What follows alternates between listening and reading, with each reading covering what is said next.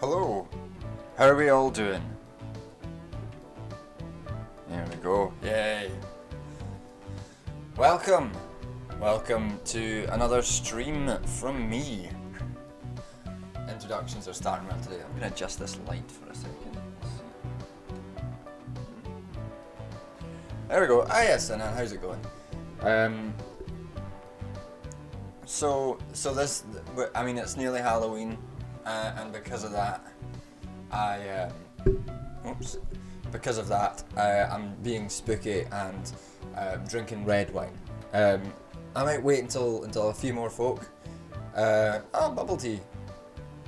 Hello, Jory. Jory reveals reality. Let me switch this thing over to the bigger screen so I can see it better. There we go. That's better. Hello. So the plan for today, I'll wait until a few more folk have joined in before I crack open the wine. I'm doing a ropes course. I mean, I have no idea what a ropes course is, but I'm sorry about the bruises. Is it just like rope climbing or rope tying? Sounds fun.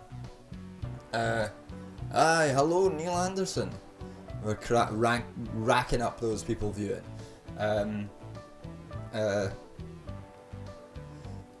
Big life updates or changes. No big changes. Like a bunch of rope obstacle courses in the woods up in the trees. That sounds fun. I want to do that. That sounds like a laugh. No big life updates. The reason stream is on Wednesday is today instead of tomorrow this week is because I've got a job interview for like a part-time admin job on Friday, and I thought it best that I wasn't working off a wine hangover while doing a job interview at 10 AM. I thought probably best. Now you might say, John, why not just stream on Thursday and not drink wine? And to that I would say, shut up. I didn't ask for that opinion and don't want to hear it. So instead we've moved it to Wednesday so that I can still drink my bottle of wine and also do. Streams aren't weekly. Streams are every second week. I do them every second week. Nobody wants me to be rambling in their ear every week. That'd be exhausting for everyone involved. But they're every second week. When I was initially thinking about this stream and doing like a spooky stream, I was like, I had like a plan of like getting not like I'm having a Halloween party on Saturday. And I have a Halloween costume, but it's not very spooky. It's just the same one I did last year, bi-weekly, bisexual, by stream. It was the same costume I did last year. It's not very spooky. It's just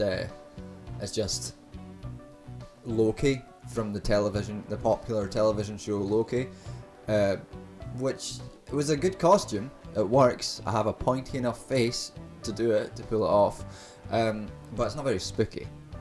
So I was initially like planning to like get some fucking goofy spooky Halloween costume, like some terrible vampire teeth or something, and do like a spooky stream, but I forgot, so we're not doing that. And it's this fucking commitment to the content, this commitment to the content that keeps people coming back. That's the reason why I have the lower end of medium numbers on YouTube, that commitment to the bits. So instead we're just drinking red wine instead of white, and you're gonna get to see my progressively more wine stained mouth, which will be nice for all of you. But I will get to do the Dracula bit of saying I don't drink wine, which is always fun. Hello Altair, how's it going? Yeah, so that's what's going on. That's what's going on today. Thematically wise, things we can talk about. I did give this some thought today about about what I could do to make it spooky, and the only thing I could think of is talking about the resurrection of a bunch of Tory ghouls that we all thought had been consigned to the Tory graves for at least a little while, but have immediately resurrected themselves back to cabinet positions, and we can get into those. We can get into talking about those ghouls in a little minute. I think with enough folk here, I'm gonna adjust this microphone.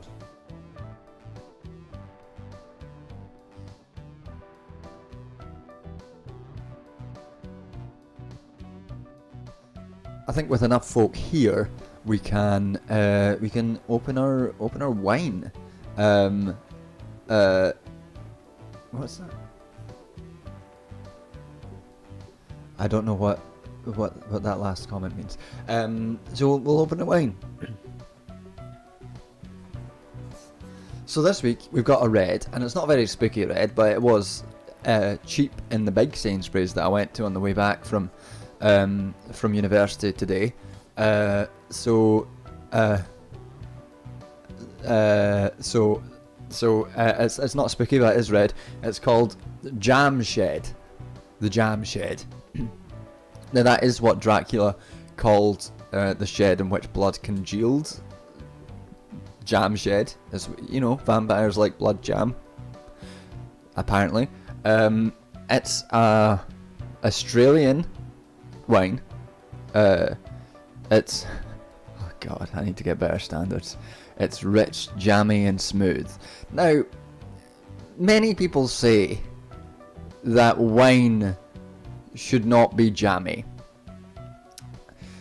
Like, many people say, oh, wine, it should have subtle notes of fruit, and it should be like delicate on the palate.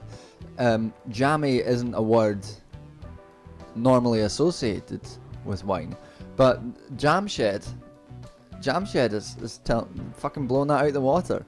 I think I'm done with bourgeois wine standards, and I think that all wine should be jammy. And importantly, it is 13.5%, which is quite a lot for £6.50.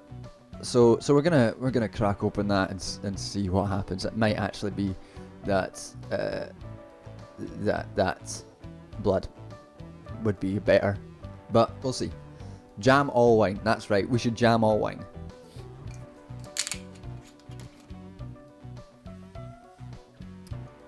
Doesn't smell awful. Smells decent. Smells okay. We'll see. That's a jam session. Yep. That's a good one. It's a jam session.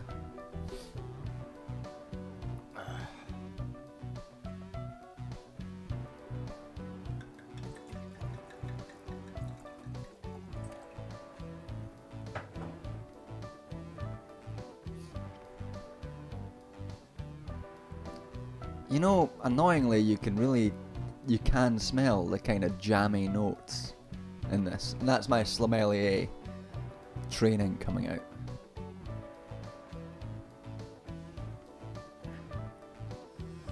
Fuck, that's sweet. I don't know what I expected from a jammy wine, but that is very sweet.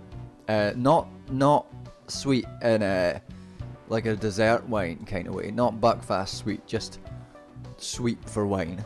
I should speak Afrikaans and Dutch this entire jam session. I shouldn't. I can't. If someone wants to download Dutch into my brain, then I'll do that.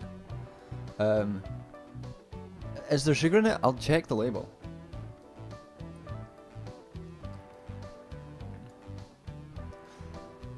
I mean, it's not bad. Like, it doesn't make me recoil when I'm tasting it, but it's not good.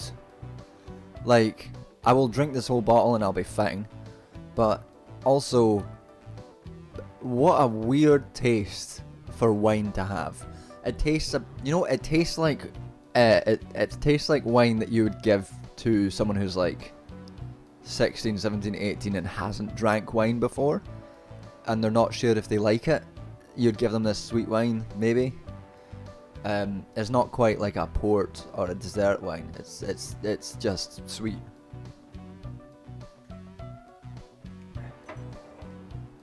Oh, it's a Shiraz, by the way. Fuck me. Let's see, what does this say? Sour? I'll put on a wine voice. 1 second. Echo Falls. Yeah, I'm fucking Echo Falls. Yeah. What's the other one? That's like Blossom Spring or something. My flatmate a few weeks ago, I'd run out of wine, and hey Labour, Kyle, how's it going? Welcome to the stream. Pretending to understand wine. We do not pretend to understand wine here. We make a show of not understanding wine. Let me actually need to turn the light up a bit so I can read this. Let's see. So this wine is sourced from fucking hell. Why is this writing so small? They don't want us to know. That's the thing. Sourced from selected vineyards. This Shiraz is rich and opulent, with sweet red berry flavors. Sweet being the operative word there. Fucking hell. Red berry flavors and balanced with a subtle hint of vanilla and spice. I'm not getting much spice, but the vanilla I can fucking feel. It's a seriously delicious red wine, jam-packed with flavor. Jam-packed with flavor. This wine is best served slightly chilled. We're not doing that with over ice. We don't use ice here. They should have known that. We use frozen grapes, or as the perfect base for a jam. Has this tricked me into drinking a cooking wine? Shed or a jam or some mulled wine, whichever way you drink it. I wouldn't use mulled wine for this. It's way too sweet. And you're sure to love it. I mean, it doesn't say if it's got added sugar in it. It's got like the various ingredients there, but I'm not going to read them. Oh god, 1 second.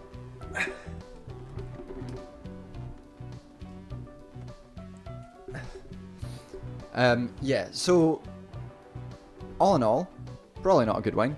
Hey, welcome. Super chats, for anyone who doesn't know, gets a cheers. I'll get that question just when I've finished. Nessa, that is a great idea, and I will be stealing it. Yes, mulled wine streams in December, 100%. Iago Rio is asking, John, what are your thoughts on Heineken from the European? I know it's like water over there, but here it's the strongest one you'll ever get. Cheers from Brazil. Cheers, Brazil. That's cool. I mean, it's shite. A Heineken is just bad beer. It doesn't taste good.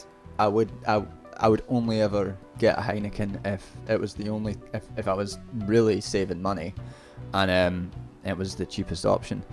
Otherwise, I mean, it's not good beer. It just tastes bad. And it's weird. I remember being in the US, and they were selling Heineken for like in bottles, in like clubs for like a tenner, because it was imported, and it was like, oh, this imported beer, it's so lovely. And it was like, you're selling Heineken and marketing it as an imported nice beer? What the fuck is going on? Why? And like, people would drink it to be fancy. It's like, oh, I'll just have a Heineken. I'll just have a lovely Heineken, like very European. And I'd just be sitting there like,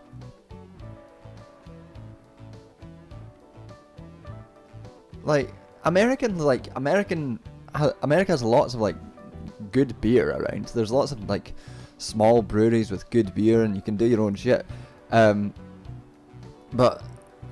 for some reason they thought Heineken was the way to go.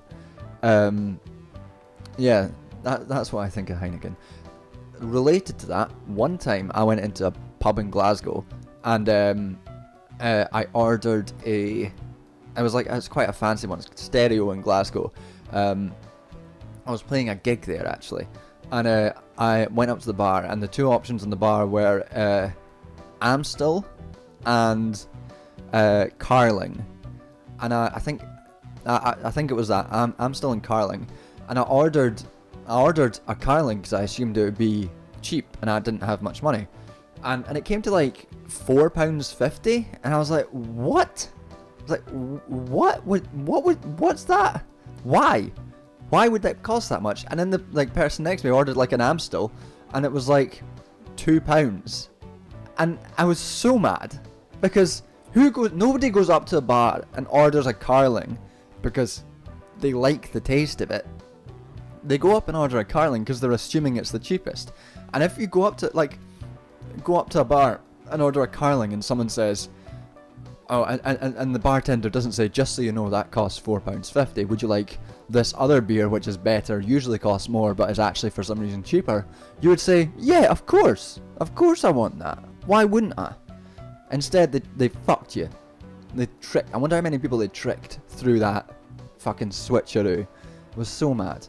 In contrast, when I was in Liverpool a few weeks ago, I went to buy a beer, and the bartender said, oh yeah, that beer's really strong, costs like £5, and I was like, thanks for the shout out, I'll have the cheaper one. That's good bartending. Thank you, Echo. Thank you for the super chat and enjoy your class. Daylight robbery, absolutely. I was so mad. I mean, you can tell I was mad because this would have been about 6 years ago. This was about 6 years ago, and I'm still talking about it. I'm still mad about it. Not to play on any national stereotypes, but I'm still mad about that. Have I seen the House of Dragons finale yet? I have not. I just watched like episode 7 last night. I've not caught up with it yet. Not had time. But I'm enjoying the show. It's a fun show. It's better than I thought it would be.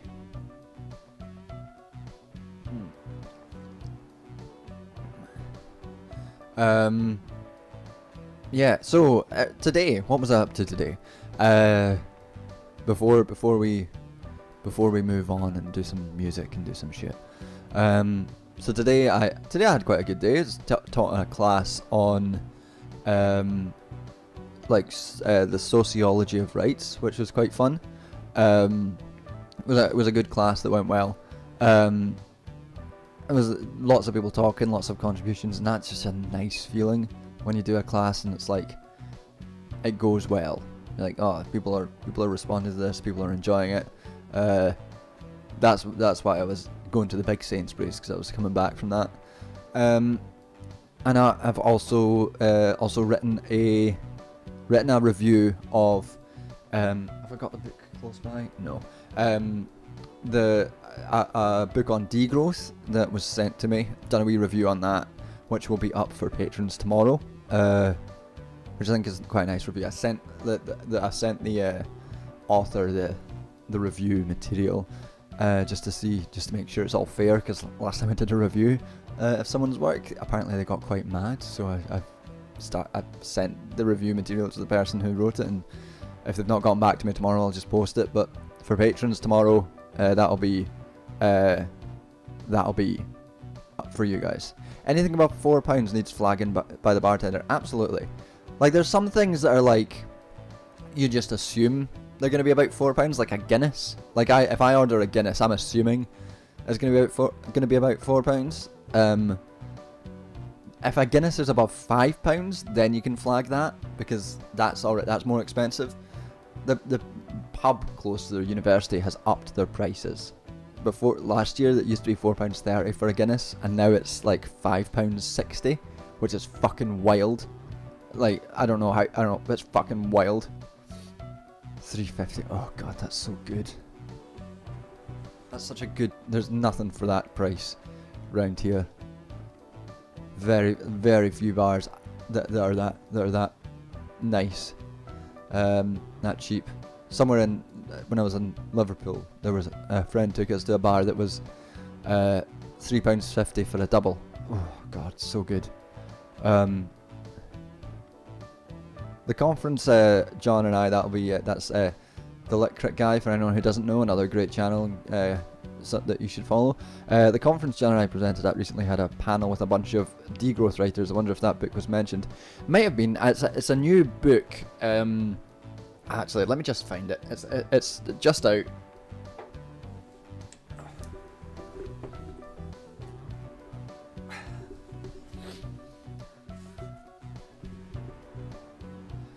Yeah, it's this book. Let's see. The Future is Degrowth, A Guide to a World Beyond Capitalism, and it's by Matthias Schmelzer, Andrea Vetter, and Aaron Van Sidchen. Absolutely butchered that name. It's an interesting book. Like, I mean, it's an introductory text. Let me just switch these right. It's an introductory text on degrowth, which means it's useful for people who've not come across it much, or so in my view, one of the problems with degrowth at the moment is that proponents of it spend so much time and have to spend so much time confronting and dealing with like the basic it's an interesting book. It's like the basic sort of so Degrowth spends so much time dealing with like bad like interpretations of degrowth. Like, they spend so much time saying this is what degrowth is not. It's not about austerity. It's not about forcing the global south to do to stay at this particular level of development. It's not about all these like very, very blatantly like sort of bullshit interpretations of it. That you don't like. It's difficult to actually get in to do proper critiques of it. And I think one of the values of the book is that by dealing with those sort of critiques early on, you can start to sort of question some of the other stuff. So things like, if you're asking me, people get hung up about the name and don't bother reading. Yeah, but I don't think it's necessarily just that. Like, there are so many people who dismiss like people on the left. Like, I don't care about the right. They can dismiss it because who gives a fuck? They're I expect them to be shit talkers. There's like people normally on the left like saying things like degrowth. Why would anyone like degrowth? It's about worsening the conditions of people in the global north. We can't like sell climate activism to people via like telling them that they won't be able to buy whatever they want all the time. And you're just like, if you're a socialist, one of the very basic points that you should be able to grasp is that there's an international division of labour in the production of cheap commodities for the global north, and that has to end in any sort of socialist future. That has to end. There's no way around that. Whether or not you agree with degrowth, that's just a fucking basic point. And like, people seem to lose their minds at this notion that global north living standards will no longer have to rely on the commodity production from the global south. Like, that's just a fucking fact of any just transition to communism or socialism, and there's no way around it. And people lose their mind, and they start saying, "Well, that would mean a worsening condition of the working class in the global north." It's like, well, maybe if you assume that standards of life are or should be tied to the consumption of commodities, but I'm a fucking communist. I don't think that your living standard would or should be tied to your consumption of commodities. It's a wild thing for anyone nominally on the left to argue, and that seems to be like the sort of the thing that a lot of folk on the left seem to have a problem with degrowth about. And I think, and that's basically just tied to a class position in the global north of not really wanting to give up the benefits of imperialism. like it's I mean, it's not a new position. It's just that like a very fucking global north, particularly white style of socialism that's around. But so that sort of stuff is obviously easily cleared up within this book, but I think some of the issues with Degrowth and with the book is in its sort of political praxis, where it seems to want to both be a technocratic policy prescriptive program as well as a grassroots movement-led rejection of capitalism, and it invokes Gramscian hegemony and counter-hegemony, but I don't think that works, and I don't think it's a reflection of what hegemony means, or capturing the state via counter-hegemony means. Like, Gramsci was around with Lenin. Counter-hegemonic capturing of the state is a full revolutionary process of overturning the bourgeois political and state system and establishing some new, and you can argue about whether you want a state or not. That's sort of beside the point of the critique that I make in the review. But like, you can the book name is the future is Degrowth: A Guide to a World Beyond Capitalism. Yeah, and the book seems to make an argument that these policy prescriptions can build a counter hegemony to bourgeois to the bourgeois state, but I just don't think that's true. I think it's a misreading of what hegemony and counter hegemony actually means. And there's like lots of talk in the book of like a peaceful transition to a post-capitalist society, and it's like, I don't think that we're going to have success in a peaceful transition to post-capitalism. I think, in fact, what we're going to have to do is revolutionary activity. And it's not necessarily going to be peaceful, unfortunately. And I think to sort of push the peacefulness is a bit naive, a bit idealistic of it. And I think that it's a problem with... I think that I would source the problem I would have with it as being like viewing degrowth as an all-encompassing framework of political praxis versus viewing the analytical framework and of degrowth, because and the empirical sort of validity of degrowth as something, as a constituent part of a broader communist movement, and that's sort of where I would locate the critique of it in. So basically, the analytical points in this book are basically correct, but the political praxis that it seems to want is, I think, limited. And that's basically what the review is going to go into when I post that tomorrow. Hey Dennis, cheers to you. When I say technocratic, what do you mean? So technocratic would mean the adjustment of policies at like a top-down level so you adjust society via sort of policy prescriptions, it's not necessarily overly democratic, although they talk about democratic control of policies, and it's like I don't know how to square those two things within that. But basically, like something like the EU would be considered as technocratic because it's somewhat distant from democratic control, and it's all about controlling the various levers of the world versus in a very sort of prescriptive policy sense. A lot of what's called growth is also just a replacement of stuff that didn't have to break so quickly in the first place, and useless overproduction that no one actually gets to enjoy anyway. Yet this is a point that the book makes. It's a very clearly and obviously correct point, and one that's well made. Like the fucking disposability of capitalist life, commodity production, all that shit. It's all very clear. Anti-globalization was super successful as a counter-hegemonic force as we know it. Totally worked. Yes, that's why we no longer live in a globalized world.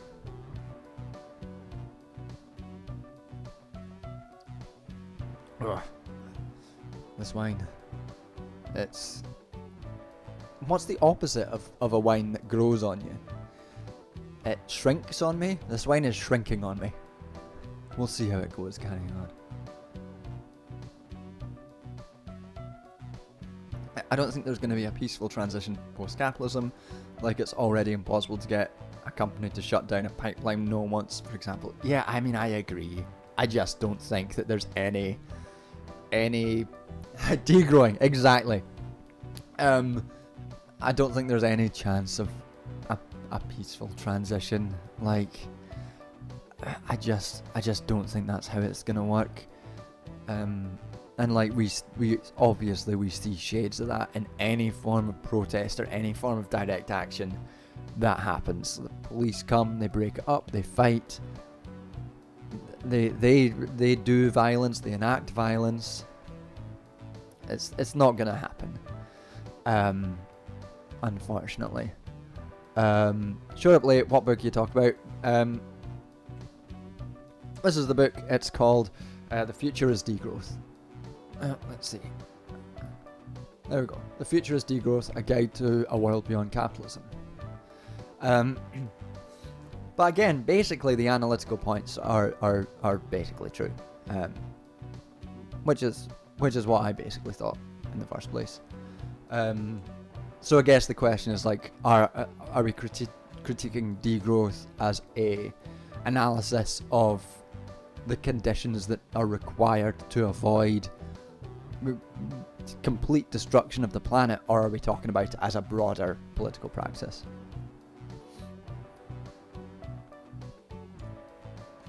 It sure would be nice if the working class didn't have to do anything and everything just worked itself out. Yeah, exactly.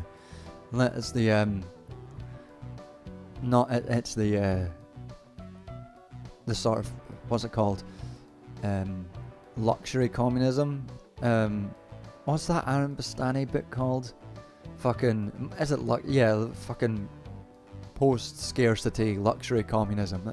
We'll just magically work our way, fully automated luxury communism, that's it. Like, well, technology, and we'll get our way, we'll get round to doing communism when everything's automated, and that'll be great, and everyone can have a sky pool, and it'll be fine. I might read that book at some point just so I can do a review of it and lose my mind or something. STEM brain meets social democracy. Oh, yeah. I can I'll do that book and burn any chance of ever appearing on Novara Media. That'd be fun.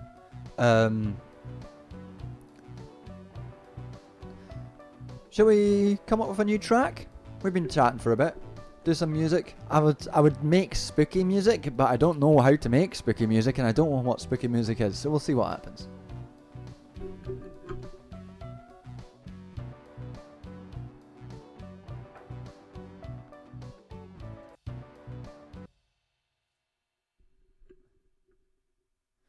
No frozen grapes tonight because it's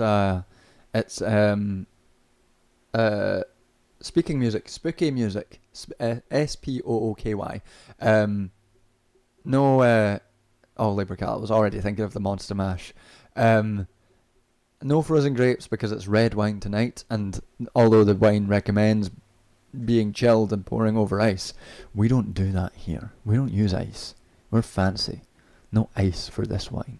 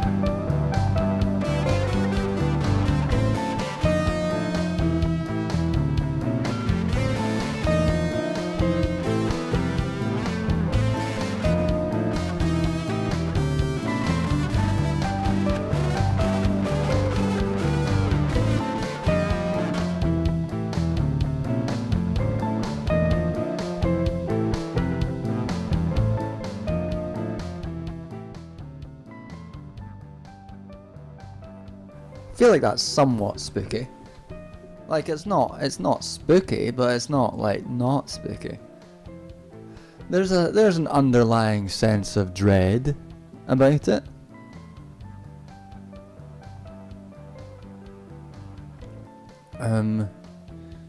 Yeah, what's everyone saying?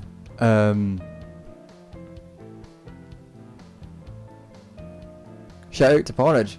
You know it. I do like my porridge. Anyone who knows me knows my breakfast regime. 100% porridge, 100% of the time. I do like porridge. This is if you want to it would fit in a Scooby-Doo scene. It's got enough spit. Yeah, we can fucking work at a Scooby-Doo scene. Well, we're working on that Scooby-Doo level of spook.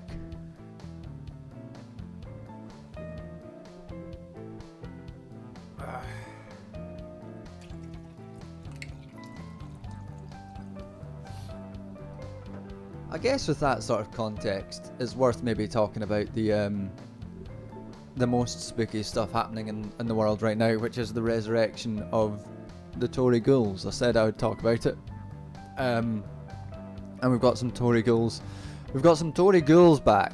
For anyone who's not been following the fuckery of UK politics right now, let me sum up what's happened very briefly. So first of all, our Prime Minister Liz Truss, the one who killed the Queen. Good job, Liz. Comrade Liz, who killed the Queen, killed the pound, bowed out after 45 days, smashing the world record for shortened serving PM. Absolute legend. Another win for women everywhere. Thank you, Liz Truss. She destroyed the did her best to end the UK, and we salute her for that. But unfortunately, she's had to cut her time destroying every institution of the UK. Had to cut it short, and in her place has now the second place victor of the last Tory leadership contest. The man who came second, who we were all thinking is maybe out for the count, maybe done. He is the richest MP in Parliament right now. Married to a billionaire himself, a multi-millionaire. Was a former financier, did lots of work in the lead up to the financial crisis to make sure that the financial crisis happened. Made a bunch of money off of that, and now is Prime Minister, and he's back. He's been resurrected from the fucking crypt of Tory ghouls, and is now Prime Minister. He is a short man, which is fun. The time it took me to put out a video on my personal channel was enough for the 3 Liz Trusses as PM. I mean, I think we're done with the sort of capitalist time now, and we can start measuring time in Liz Truss's prime ministerial tenures.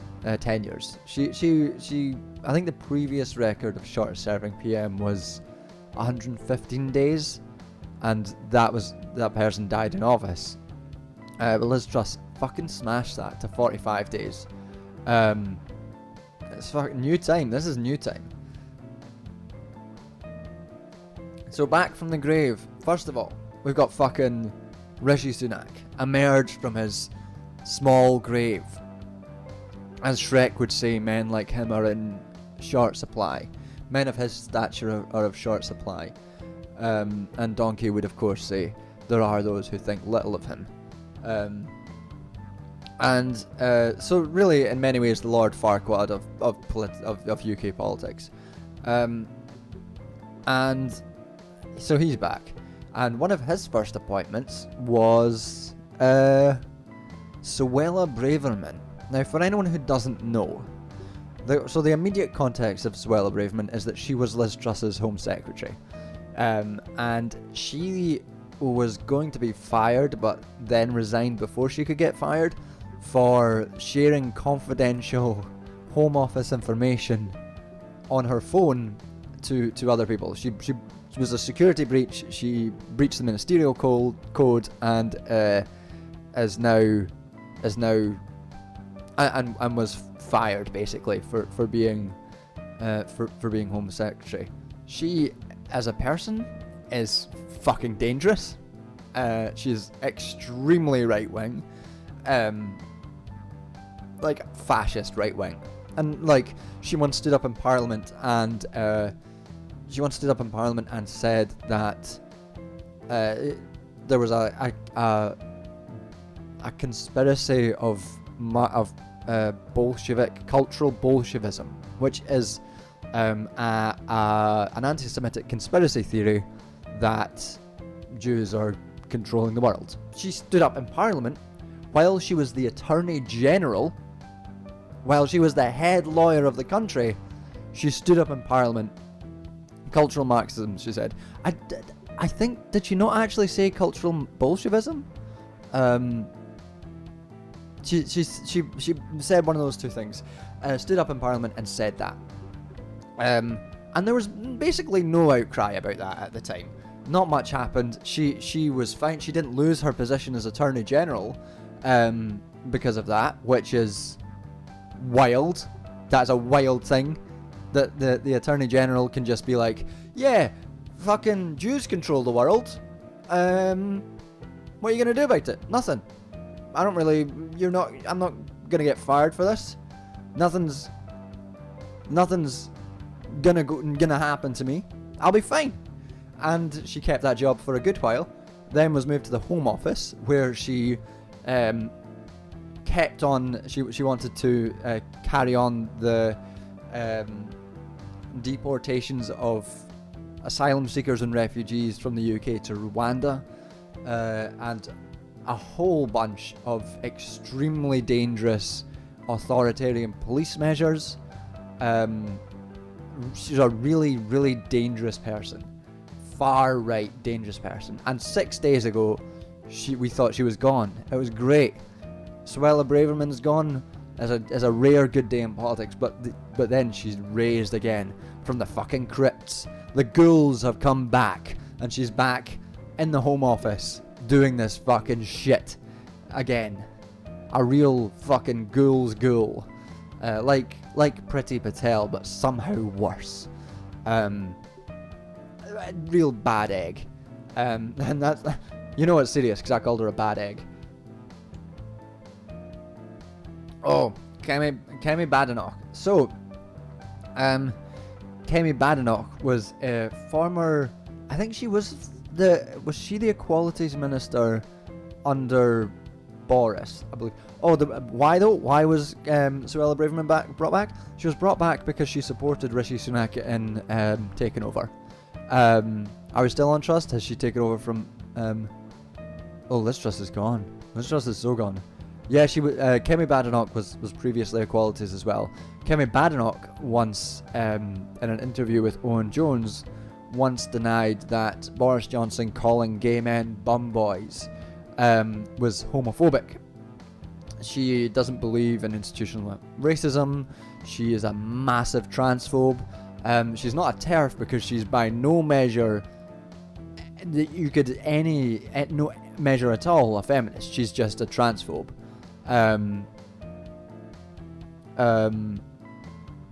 Really terrible.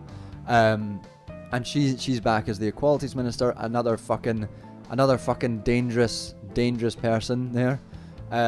Raised up from the Tory crypt. And I guess the final big one that's been raised is what's his name? Dominic Raab, who was the former Defence Secretary, former Foreign Secretary, and is extremely right wing himself. Has written tracts about like being fully libertarian, not believing in a whole range of like easily demonstrable things like systemic racism or all that and all that and all that stuff, and is now in charge of justice. And part of that is that he wants to push through a new sort of crime bill that is deeply authoritarian, about basically criminalizing a whole bunch of shit that was previously not criminalized, increasing police numbers, all that shit. And he's been raised from the grave as well. His biggest scandal, I think he lost his job because he really fucked up a situation where a young American man was killed in a hit and run, and he treated the family of the guy extremely badly, and he got I think he got fired for that.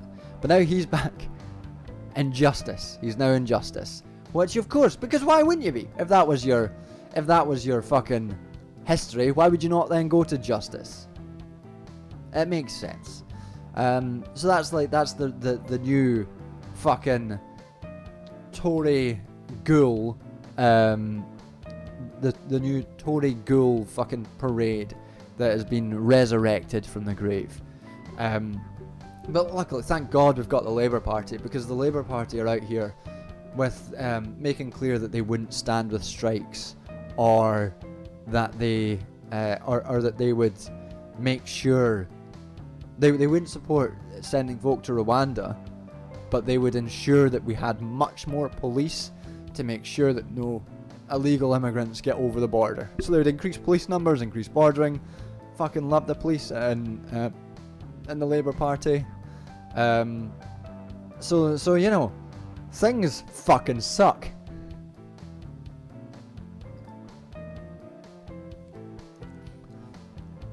That's it's less spooky and more like existential horror, I guess. Yeah, more wine. We'll improve the vibes in a bit. This is the one thing that sort of we needed to talk about today before my head exploded. Squink saying, the new guy in charge of the DWP, I'd never heard of him before, has a voting record of consistently voting against raising benefits in line with inflation and more. I mean, yeah, that's the Tories for you. Maybe Muse was more accurate than they thought. No. Oh, we are fucking fucked. I forgot about that song. Oh my god. What a bad band. Cosmic horror, yeah. Cosmic existential sociological horror. But yeah.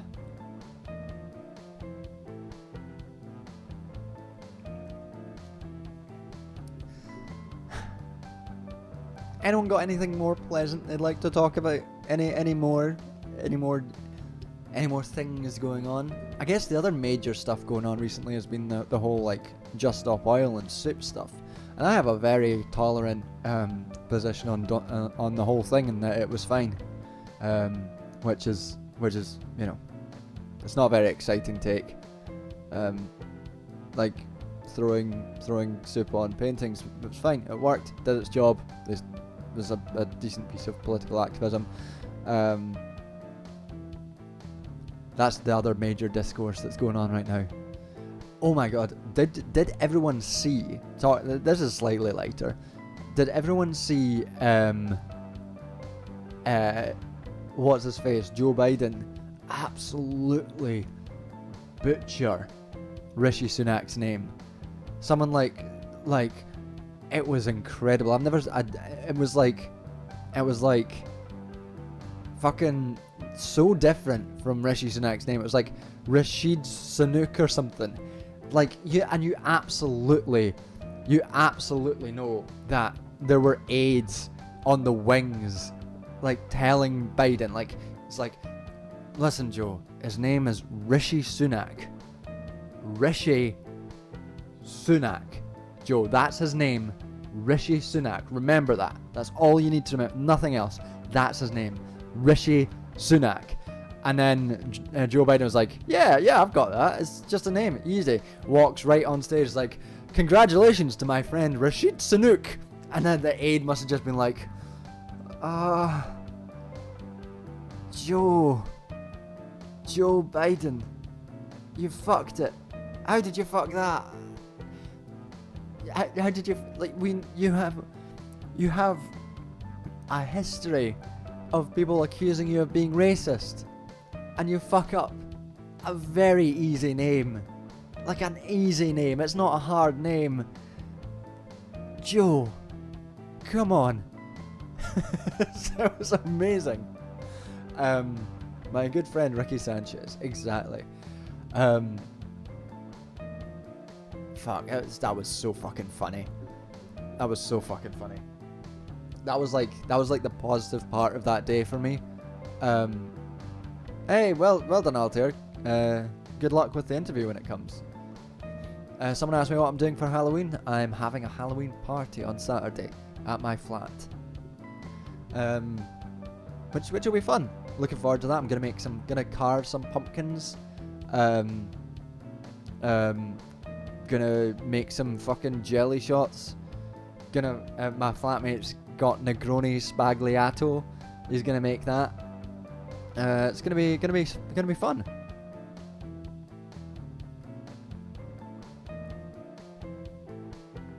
Liz is a poltergeist. I actually watched Chicken Run. Honestly, my best quote on it is, "It's good communist propaganda becomes great communist propaganda once you make the chickens sapphic lovers."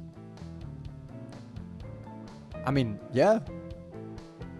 Mate, I agree. Rashid Sunak.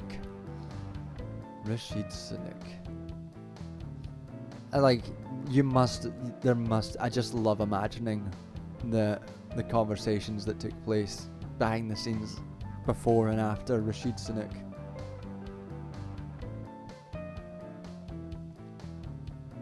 I'm gonna change up the music to something a bit more fun, just to keep the vibes up.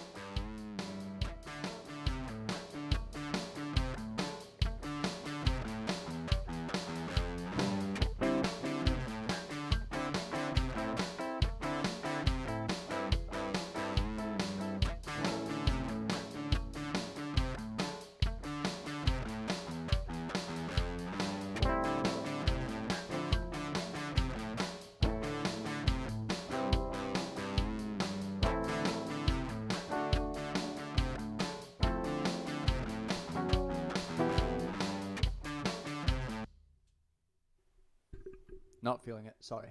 Hello, Harker. How's it going? Wasn't feeling that.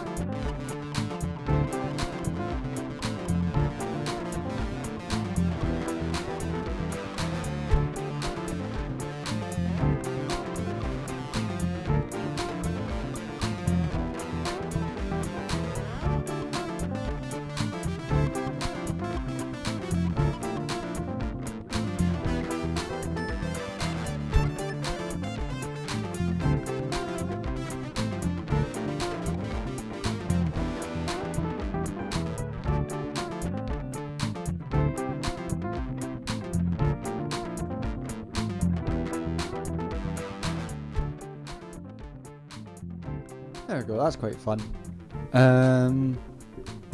Yeah. Where were we? Saying hi to Harker.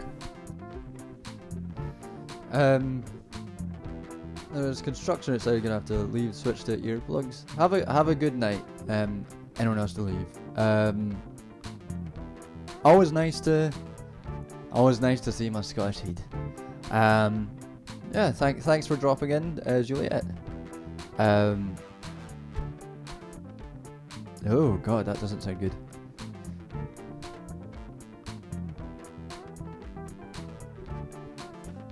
Unfortunately, this wine is still not growing on me. Do you think it's time for a cat? Does anyone want to see a cat? Would anyone like to take a look at the wee cat? I'm not going to assume that anyone does, so I'll just have to wait for confirmation. Yes? Will we bring the cat out? Cat? Yeah? Are we sure? I'll go and get the cat.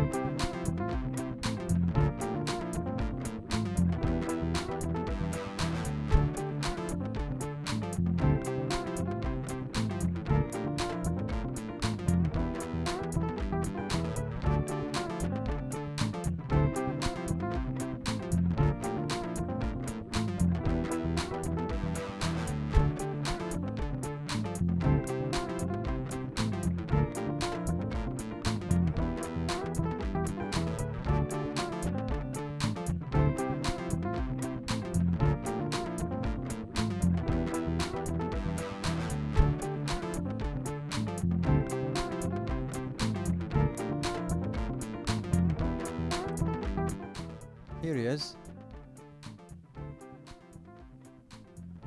He has arrived. The beast.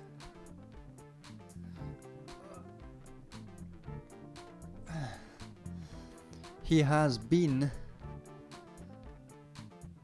quite needy today, because my flatmate's been out of the office instead of in all day, and I was out today as well.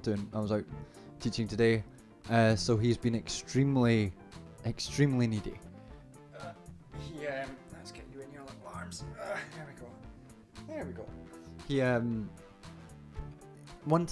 He tends to throw a tantrum if you leave him. If you leave him alone. Like stupid face. And yeah, he tends to have a tantrum if you leave him alone, and like runs to try and escape from the front door if you leave him alone. Because he's like, oh, if you're going, I'm going. I'm not staying here by myself.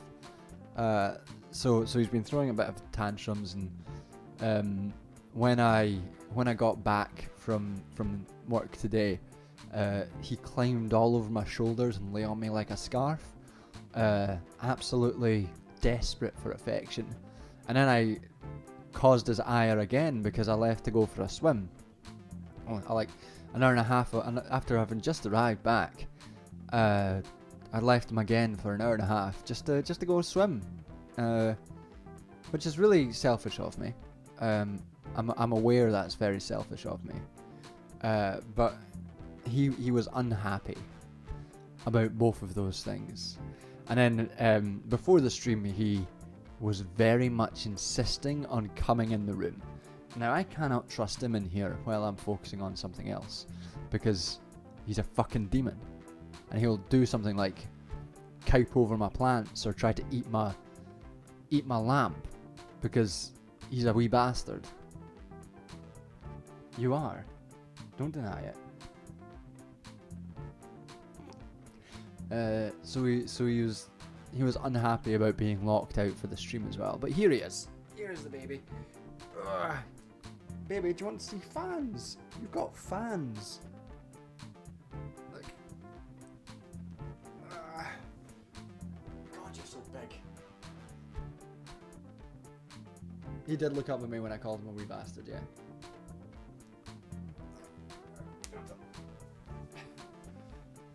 He's very pliable though, as ever. Do you want to say anything? You got anything to say? Oh, Halloween. Yeah, we can make him do the Thriller dance. He performs the Thriller dance. Look.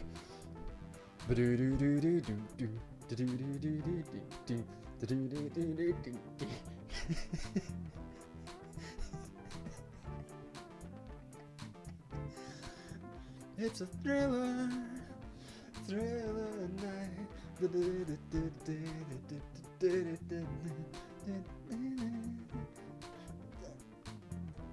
How do you let me do this? There's no reason or rhyme for it. You'll have a good time at the party on Saturday anyway. Last time we had a party, I swear he was hungover the next day because he was just up so late and he spent the whole day sleeping. My flatmate was really worried. He was like, I'm really worried about Anton. He's been sleeping all day. Really worried about him. And I was like, man, the cat's hungover. He's yeah, cats were once god. Were you once a god? Were you once a god, you little man? Did you just shush me? He just shushed me. Anyway, I think he'll be going out. Because I don't trust you. I don't trust you to not cause trouble. He is cute though. A nice bit of cheap content is reveal the cat.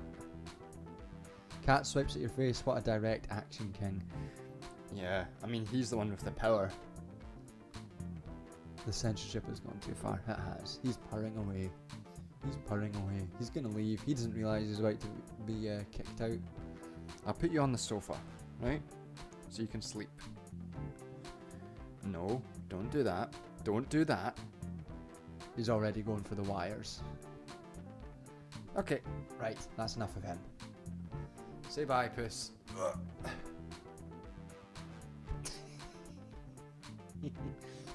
Bye, everyone.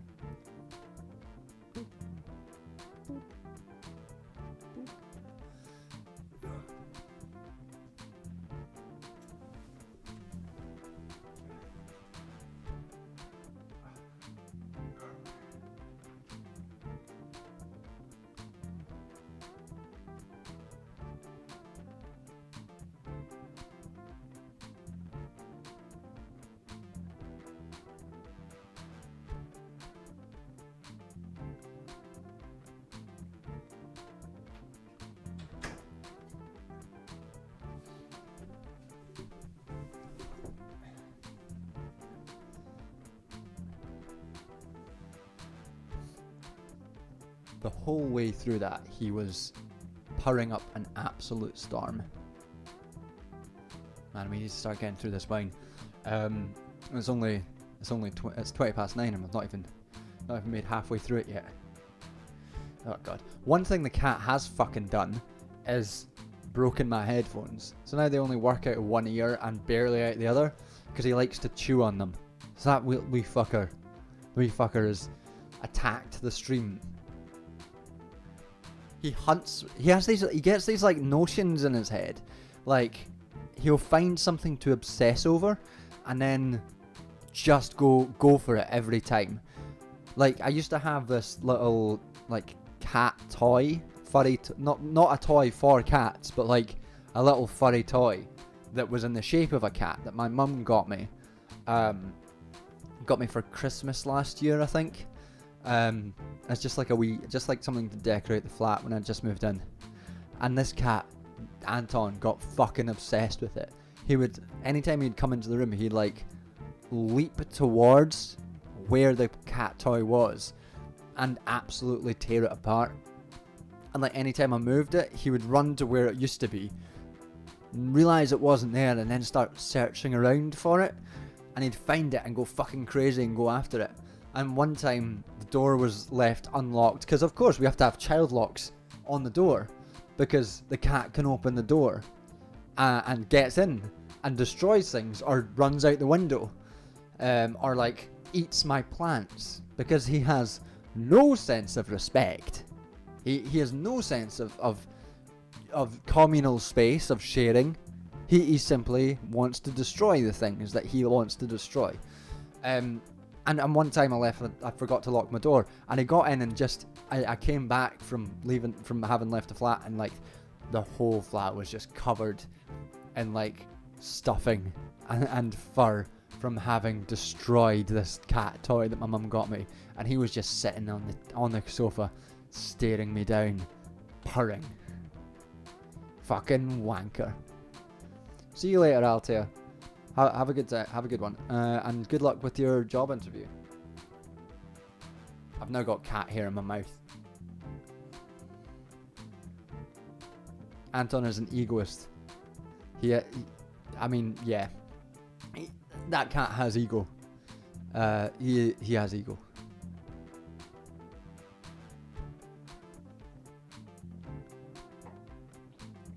I'm still on this wine being bad. The first sip was like, well, it's not that bad. The more that you drink, the badder it gets. Carbon neutral certified, apparently. That means fuck all.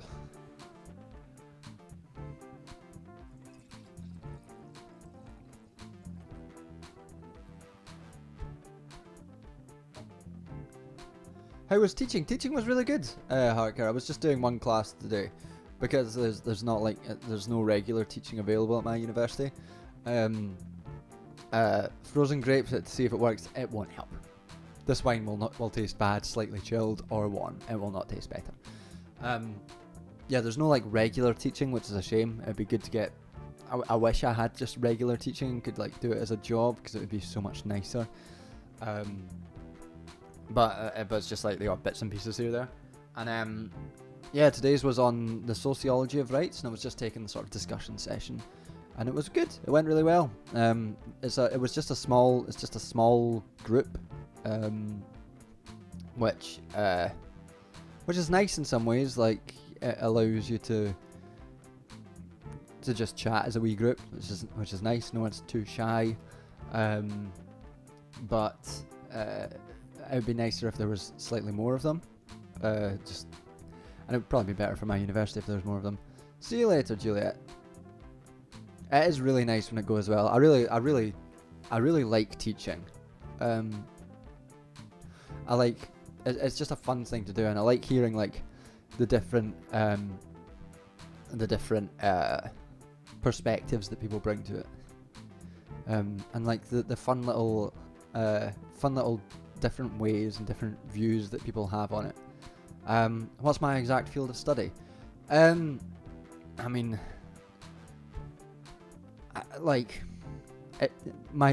a question me and my supervisor have been dealing with for a while.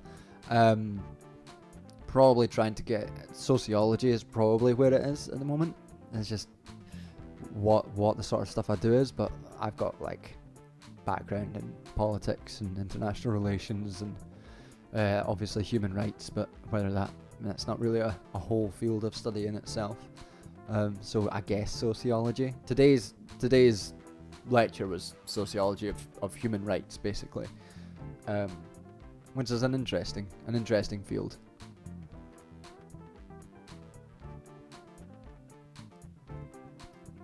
You don't evolve or let go of your opinions? I'm sure you do. Like, sometimes you don't even notice if you evolve or change your opinions. Everyone's opinions changes.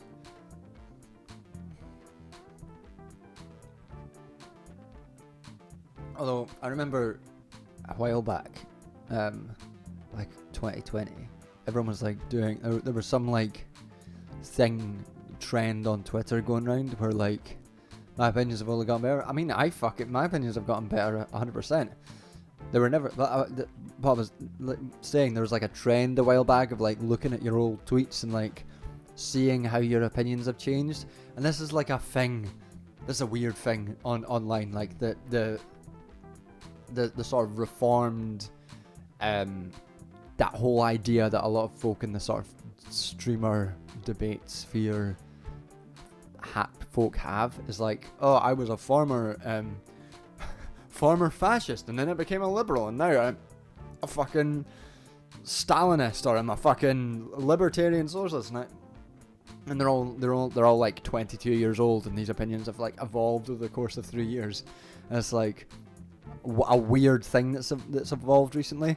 But I was looking back at my like older tweets, and it was like, oh no, my opinions have been like fairly consistent. Like it's not gotten much worse or better. There was the period I was tricked into being in the Labour Party.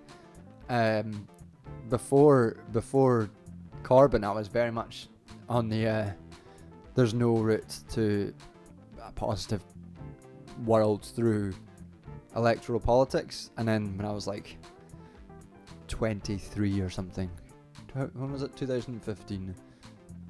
I guess 21. When I was 21, Corbyn got elected, and I was like, oh, maybe there is some positive route through to. Actually, no, it took a while. It took till like 2017 before I was like, oh, maybe there is a chance.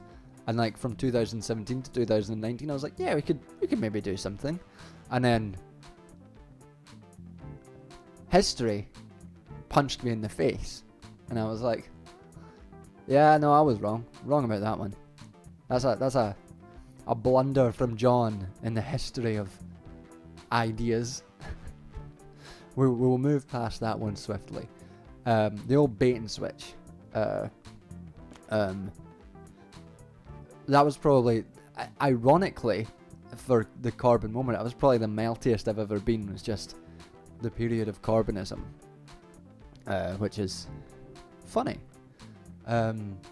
It's so, yeah. Casey's saying, I never understand how sometimes it's like, yeah, I was a fascist. Dude, how are you like 23? Like, how did you play Call of Duty and think you were shooting the good guys? It's so weird. Like, it's so weird that these people, so many like streamers and folk view like and they don't seem to have any shame about it. Like, oh yeah, I used to be an alt-righter, and now I'm fucking a socialist, and you're like, yeah, but are you though?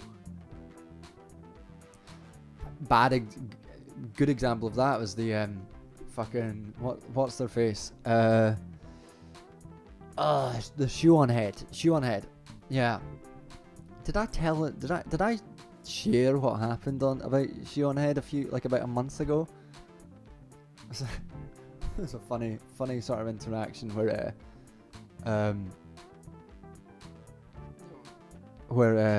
a few weeks ago, about a month ago or so, there was like some fucking like bad post about fucking the left are too mean, which is why fascists exist. And fucking Shoe on Head found it and started like replying and quote tweaking, and then made a stream about it, and it was all like it's one of those things like when bad people find your content and they're like, I'm going to do an epic dunk on this, and you sort of watch what they do. It's like weirdly affirming, because they have nothing to say, nothing of value, and it's not frustrating in the way that some things are frustrating, like the fucking the responses to the stuff with Adam Conover. Lots of the comments about that are really frustrating in an annoying way, because people are just like missing an obvious point and like kind of sanctimonious about it. But for some reason, like the Shoe on Heads and like those sort of like wankers, when they can't deal with very basic points and like they think that they're dunking on you, it's really affirming to see, because there's a bit of you that's like, what if they have a really good point? and you're a bit worried, and then you watch and like, oh no, they, of course they didn't have a really good point. They're talking about shite, obviously.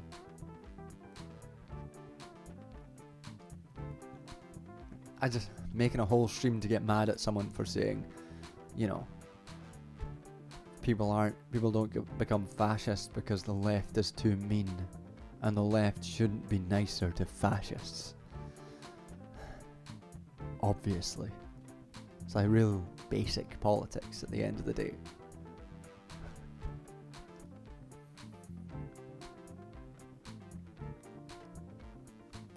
Yeah, politics is what you do and what not what you are, and there is that, like, it is one of the negative effects of the sort. I wouldn't even ascribe this to just like the sort of streaming sphere. I think this is an effect of online content, and I think it probably predates that to some extent. The way in which politics and political views are viewed of as sort of sport teams to support and have a degree of dogmatic support to. I think the proliferation of the online politics sphere has allowed people to engage with that on a much grander scale, and it's much easier to ascribe, like, they're like, oh, I like this creator and I like watching their videos, therefore I am the ideology that this creator ascribes to themselves, and I might like another creator in the future, so I will change. And maybe someone's politics slightly developed from being 19 to being 22, and they're like, they watched Sargon of Akkad, and at the time they thought they were libertarian, now they watch fucking, I don't know, ContraPoints, and they're a liberal. Calls himself a socialist, but then they think that Sargon of Akkad is a fascist, so they describe that period as fascist. I don't know, man. Fucking weird political tendency porn. It's so weird. I'm spoiling parts of a potential video I'm planning. Sorry for prefiguring you, Sinan. It's not my fault. I can just prefigure you. Call me the precog, the Sinan precog.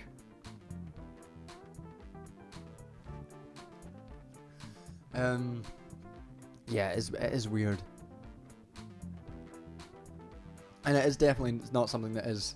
It's definitely not something that is just present in the sort of streaming and debate sphere, but it is obviously amped up with the whole sort of performative sportsmanship of it.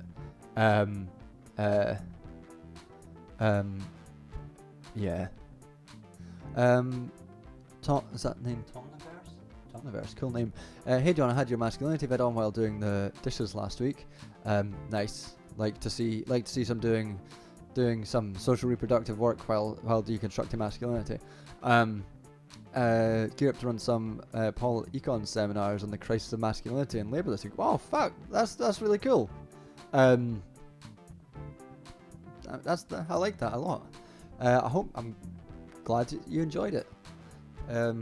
Thanks for sharing. Easy to predict what I'm doing because it annoyed me 3 months before. Yeah, I mean, I'm not gonna lie, Sinan.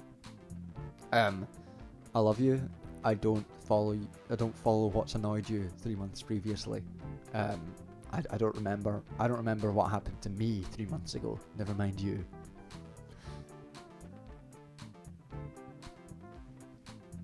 The parasociality of politics. That is an interesting. That's a good phrase. Oh, you know what this has made me think of is fucking James O'Brien. I'm gonna get mad again for a second. Has anyone outside of the UK, are you aware of the character of James O'Brien?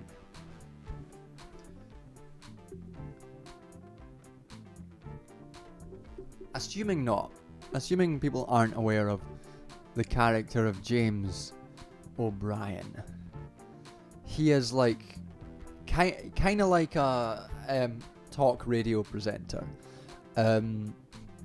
He is an extremely posh guy. Went to like same school as Nick Clegg, one of the poshest of private school. fucking guys.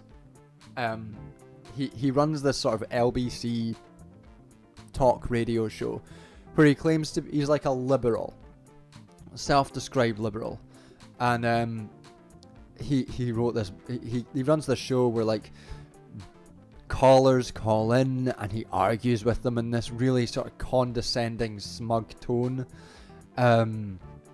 It's like just like a debate show basically, except the people who come on are like screened by producers to make sure that they're easy marks for him to make fun of on national radio. Yeah, he's on LBC, yeah. And he's on like Have I Got News For You sometimes, being like smug. LBC is like a digital radio show or something, radio station. I don't know. It's like streamed sometimes as well. And he sort of jumped to fame during the Brexit period, arguing with Brexiteers. Because like fucking who doesn't, it's similar to the Destiny shit, like getting big and famous for arguing with fascists is not a hard thing to do. It's like fascists, and I don't know if you know this, fascists are often fucking idiots, and their politics don't follow a logic. It's like you can tell fascists that, you know, immigrants aren't coming here to steal your jobs, but they don't fucking care. This doesn't matter to them. You can prove it with some fucking statistic. It doesn't matter to them, and it's easy to make yourself look good. James O'Brien got famous for like quoting statistics and quoting fucking European law at people as if that mattered, as if that was a thing that made politics move. And it's fucking bullshit. And he became like this liberal darling during this period. He'd previously worked for like, I think the Daily Mail, some hack fucking tabloid doing hack fucking work, and then moved to LBC and did this work and became this liberal darling doing this Brexit stuff.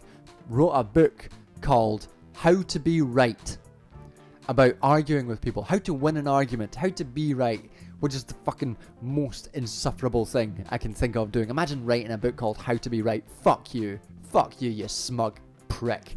I really hate him. He's like critical levels of smug.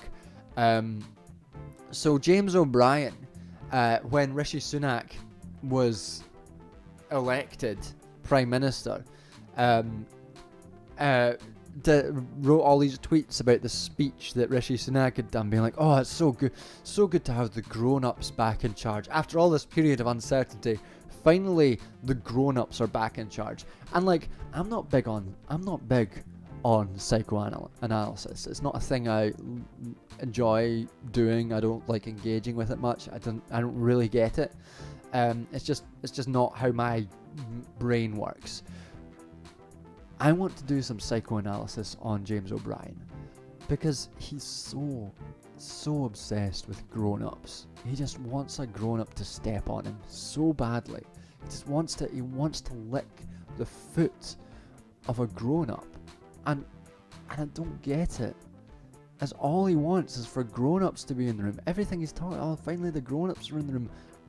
Why do you care about grown-ups? Why do you continue to infantilize yourself in the political world and long for a grown-up?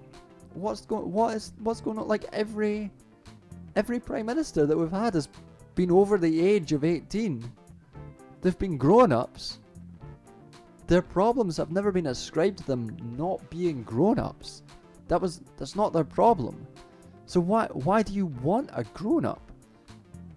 And why are you so easily tricked by Rishi Sunak? He was like singing those praises, oh, Rishi Sunak, grown up in the room, finally. And then about 20 minutes later, or fucking maybe a couple hours later, after Rishi Sunak had done this speech and after he was like, it's good to have the grown-ups back in the room, Rishi Sunak started bringing in all these fucking ghouls, just fucking necromancing the Tory crypt and bringing the ghouls back. And he tweeted out like, God, like I was wrong. Rishi Sunak isn't a grown up. He's bringing all these bad people back. And at this point, just his mentions were just filled with with people quote tweeting his book title "How to Be Right" back at him. Because if you have the audacity to write a book called "How to Be Right" and then you're obviously wrong about basic politics, that's on you. That's on you, you smug fucking prick. I fucking hate James O'Brien so much. I think like sometimes a friend of mine will like send me clips that he thinks I'll hate, and sometimes it's James O'Brien, and I just can't watch them because the guy has like he has that smug voice, that smug English voice, like, you know, when we're talking about this, we really have to remember it just doesn't make sense. These people are so stupid. It's like, fuck, you're so annoying. Fuck, you're annoying. Oh, you're so annoying. It's all fucking perform. Oh god, that wine is not good. Fucking performative. Rationality. I mean, it is basically just Destiny for boomers. James O'Brien, Destiny for boomers. I'm gonna tweet that later. Fucking James O'Brien. I'm actually amazed that this jam wine is bad. Who'd have seen that coming? My wine called the Jam House is bad. So he's like Bill Maher? No, he's not like Bill Maher. Bill Maher is different. Bill Maher is smug. But Bill Maher has a whole like... Bill Maher's vibe is different. It's like... It's more like he's closer to a newscaster. Bill Maher still has that comedian thing. James O'Brien is full like journalist. So he tries to like... So he has more of a journalist vibe, and it kind of it's a slightly different thing than Bill Maher, and James O'Brien is like, yeah, he's smarmy, he's fucking smarmy, he is, and he has a level of respectability amongst the journalists and the commentariat and the fucking boomers.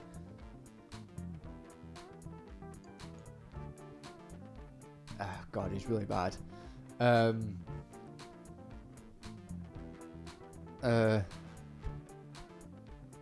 Yeah.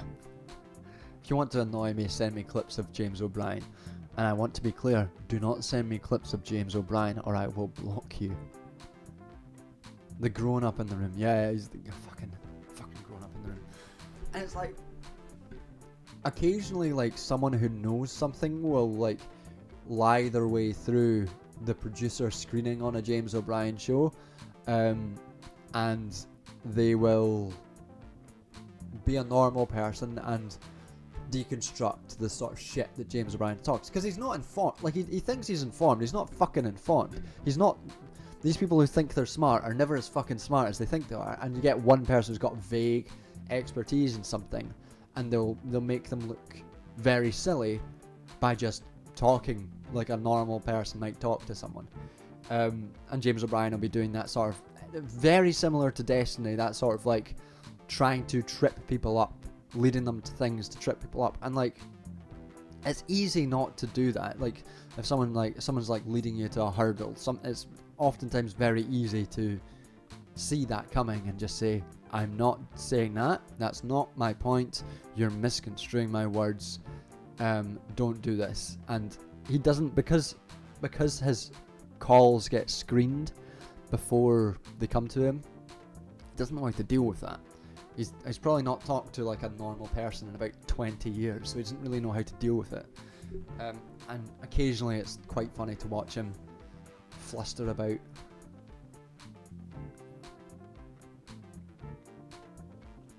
Anyway, that's James O'Brien.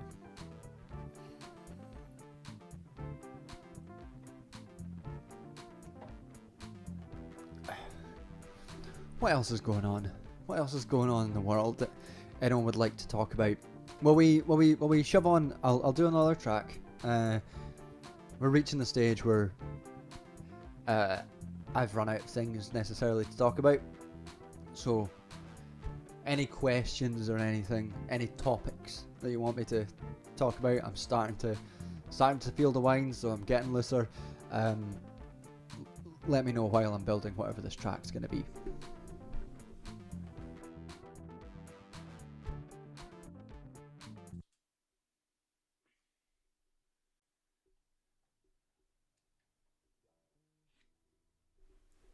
Oh, we'll fucking talk about Doctor Who. Good shout. I will talk about Doctor Who.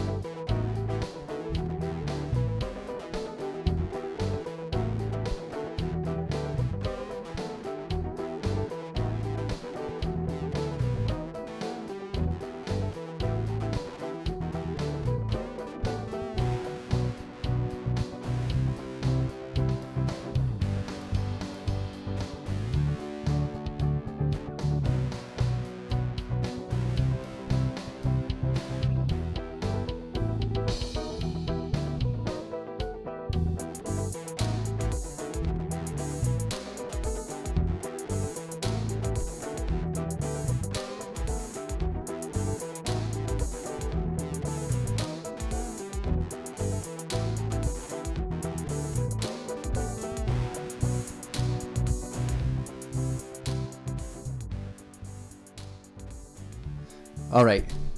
I like that. That's fun. So, yes, Doctor Who. Let's fucking talk about that terrible Doctor Who episode. Fucking hell. Let me do a quick look back on the chat, see if there's anything I missed before I get too caught up in Doctor Who.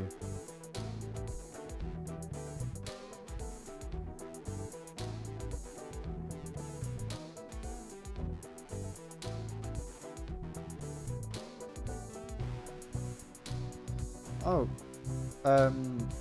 shit, I'm sorry to hear that, Liz. I hope everything's okay.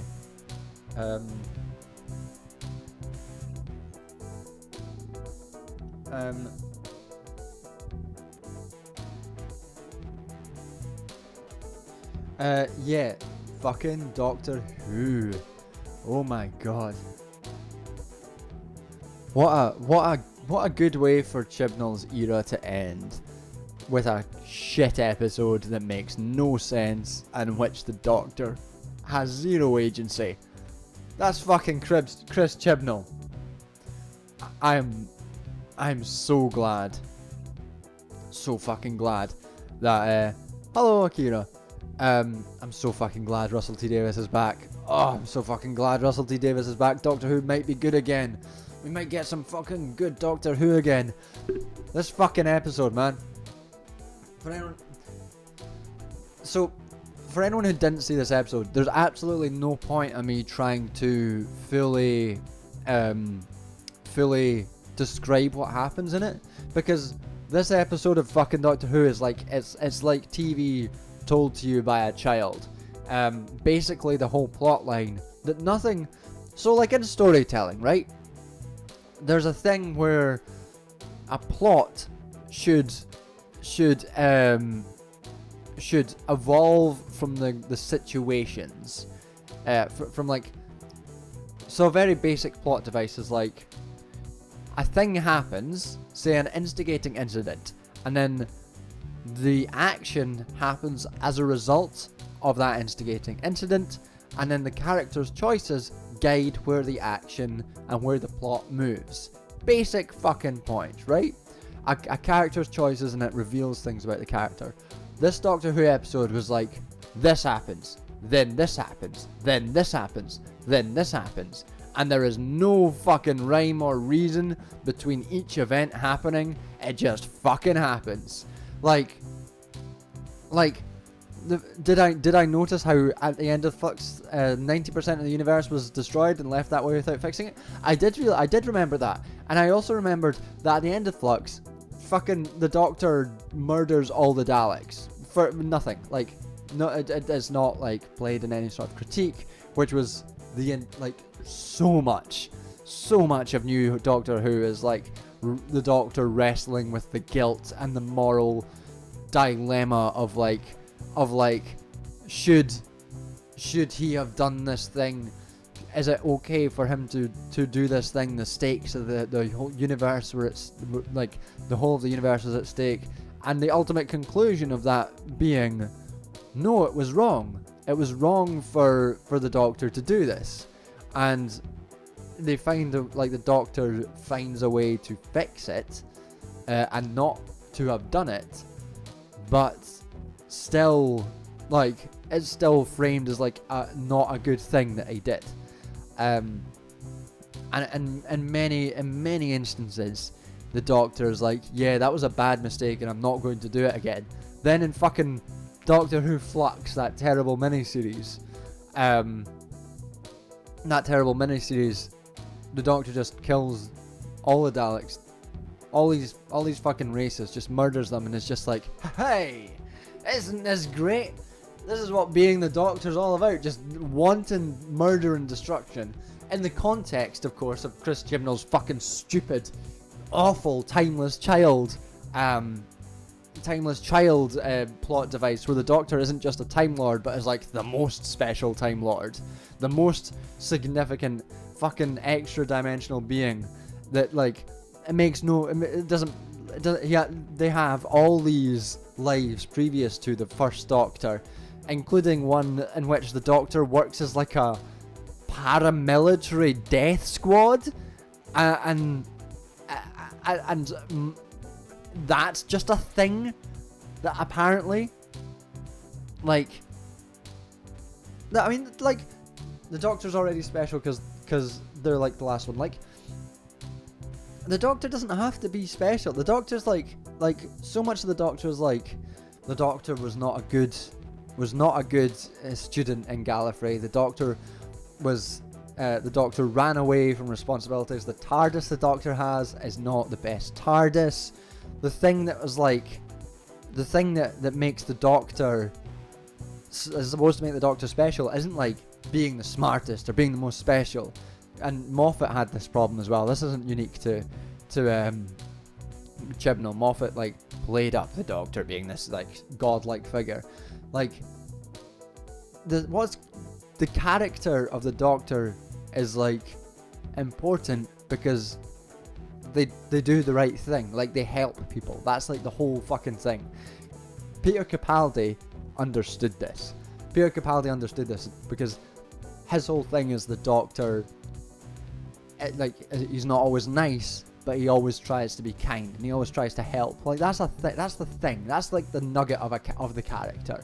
And Chris Chibnall's just like, yeah, Doctor's fucking great because they're an immortal, impossible to kill, extra dimensional being that used to work as a paramilitary death squad for Gallifrey, and there's no problems with that because Chris Chibnall loves guns.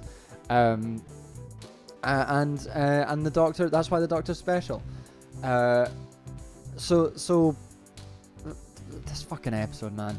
This is gonna be the rest of the stream, by the way, because I'm so mad. Neil Gaiman understands the Doctor. Flux was mixed and then fell apart by the end, which sucks because I like Jodie as the Doctor. See, I feel sorry for Jodie Whittaker because she's an accomplished actor. I've seen her in other things and she's really good, and she has charisma. This is gonna sound like a mean comparison, but it's not. So Henry Cavill as Superman is bad because Henry Cavill, a man who has charisma, he can act, and he's shown in other roles that he has a degree of charisma that can carry a fun role, and as Superman is nothing. He's got nothing. He's a slab of man that just gets direct, like, pushed places, and like might as well be like pulling a string and saying lines like a fucking totty. But I mean, like, in Witcher, he's still not like, he's still not great in Witcher. He's like, he's fine, right? And like he does an alright job. But like, the best role I've seen two best roles Henry Cavill has done: The Man from U.N.C.L.E. and his small part in Stardust. And in both those roles, he has charisma, and he does a good job. Any other things I've seen him in, he's fine, and he's fine in The Witcher. It's like a very physical stuff. It's still kind of wooden, but that's kind of all right. But it's fine. Superman is nothing. And Jodie Whittaker, I think, in The Doctor is kind of the same. I've seen her in stuff like Attack the Block. She's really good. She did a good job in what's it called? That detective show that Chibnall did. Yeah, Geralt has written by design. Yeah, I mean, that's true, but it's still you know, whatever. But Whittaker's Doctor has no character. Like, I can't describe what her character is. I don't know what her core of a character is. Every other Doctor has had clear character, and I think this is why. So the Master in the Chibnall era, the role of the Master in Doctor Who is like to be a mirror to the Doctor, and in new Doctor Who, at least, each iteration of the Master has reflected the character of then Doctor. John Sims' Master was a fucking New Labour politician because it was like a reflection of Ten's Doctor, and like, which is itself, which is quite interesting, because the Master is framed as bad, and it's like an interesting thing. And Missy, Peter Capaldi's Master, is like a mirror of Peter Capaldi, not just in the sense that like they're both Scottish, that's an obvious connection, but like he's very stern and stoic, and she's off the chain and like having great fun, and is like a reflection of his character, and that's played up through the episodes. Jodie Whittaker's Master, she has no character, so he doesn't know what he's supposed to be reflecting. So instead, he's just reflecting Matt Smith's Doctor, and it doesn't make any sense. Like, it's so clear that the actor is playing the Master, who's doing a good job of playing a Master for Matt Smith's Doctor, and that's just obvious. Like, he's clearly aping that. It just doesn't make any sense in this context. So that's like one of the main problems with Jodie Whittaker's Doctor, is that she has no character. She's got no characterization. She just says the word fam, which fucking sucks. She says that all the time, and that's it. She's sort of just kind of empty, and it's reflected in the writing of her character, where she has no agency in the stories that are written for her. So many of Chibnall's Doctor Who episodes are the Doctor gets into a problem, the Doctor needs that problem explained to them by the antagonist, and then some extra force beyond the Doctor solves the problem, and the Doctor will then maybe explain how it's happened, maybe not, it doesn't really matter, it's not really played into it, but it's not really her agency, and I do wonder if like the Doctor being a woman has influenced the writing, Chibnall's writing of the Doctor, to be more of a passive character. Like, maybe it would have been better to have a woman come in and write and be the head writer for Doctor Who, so that we could reflect, I don't know, something, give the character some agency. But instead, fucking Jodie Whittaker is sidelined throughout the entirety and has no character, no agency in her own stories. And in this episode, this fucking finale episode, she's fucking killed early on. Like, the Doctor just dies. The Master forces the Doctor to regenerate into him, and I don't understand what that means. It's like, why would you, like, it's not that there's not two Masters at that point. There's just one Master. His other body is dead, but he's now the Doctor, and I don't understand why the Master wouldn't just have shot the Doctor and stolen her clothes. It doesn't make any sense. Whatever. But basically, she's dead for like 70% of the episode, and instead of like the Doctor solving the problems and being involved in the action, it's like an AI facsimile of the Doctor that doesn't solve the problems, but like talks to the people who are solving the problems as if she's part of the action. And that's like, if there's anything that sums up Chris Chibnall's era of Doctor Who, it's killing the Doctor and having everyone else solve the problem, and then just bring her back at the last instance. It was so bad. It was so bad. And like, I looked up reviews, and the reviews of this episode were like 4 out of 5 stars, and I was just like, what the fuck are you talking about? And it's not just my view that this was bad. I know that there were insiders at the BBC, the BBC saw this episode and they thought it was terrible. I know someone who has contacts within the BBC spoke about this, and the BBC saw this episode and thought, this is so bad. And that's one of the reasons why there was so little promotion for this episode. There was just none. I barely knew it was on until my flatmate texted me, be like, do you want to watch Doctor Who? And I was like, yeah, fine. They knew it was bad going in, but for some reason a lot of like the reviewers have been like, oh, this was so good, it was such a touching moment, and it wasn't. It was so bad.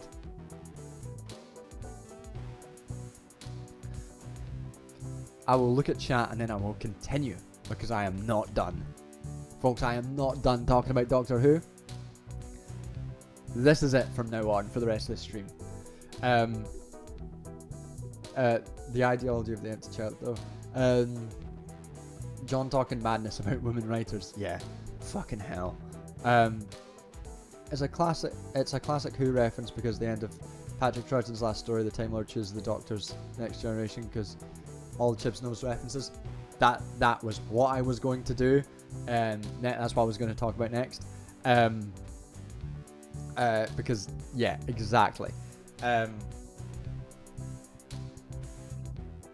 Like, I mean, I like fun. I just like it when it makes sense and isn't fucking shite.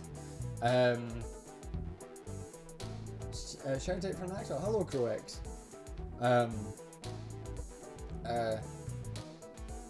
Overly sarcastic productions does a good video about how Superman is good by design, and it makes him an interesting character, and how trying to make Superman edgy usually misunderstands the character. Yeah, I mean, I don't know a whole lot about Superman as a character, but like, yeah, I mean, like, obviously, the sort of subversive aspect of Superman at this point is, what if someone who was powerful was good? Because at this point, the fucking it's now we're at postmodern, where it's more interesting to imagine what if there's so much what if Superman was bad that what if Superman was good becomes the sort of subversive issue. Her costume was kind of lame. I liked Jodie Whittaker's costume. I really liked Jodie Whittaker's sonic screwdriver, and I think one of the best scenes in the whole of Chibnall's tenure as head writer is the scene where the Doctor's forging her sonic screwdriver, and it's like, and it's really fun. It's like you see the Doctor like actually like being a sort of engineer, being like a technician, like with goggles and like welding and shit. And I thought, oh, that's an interesting sort of way for the character to go, is like this techie engineer character who comes across, and like they're not just pointing their sonic screwdriver at shit as a magic wand, which is fine, but like whatever. But like as a techie and interesting character, and that sort of, that'd be like a fun character. But that was one scene 4 years ago, never returned to. Fuck it, whatever. The Doctor doesn't need any characterization. Fuck it.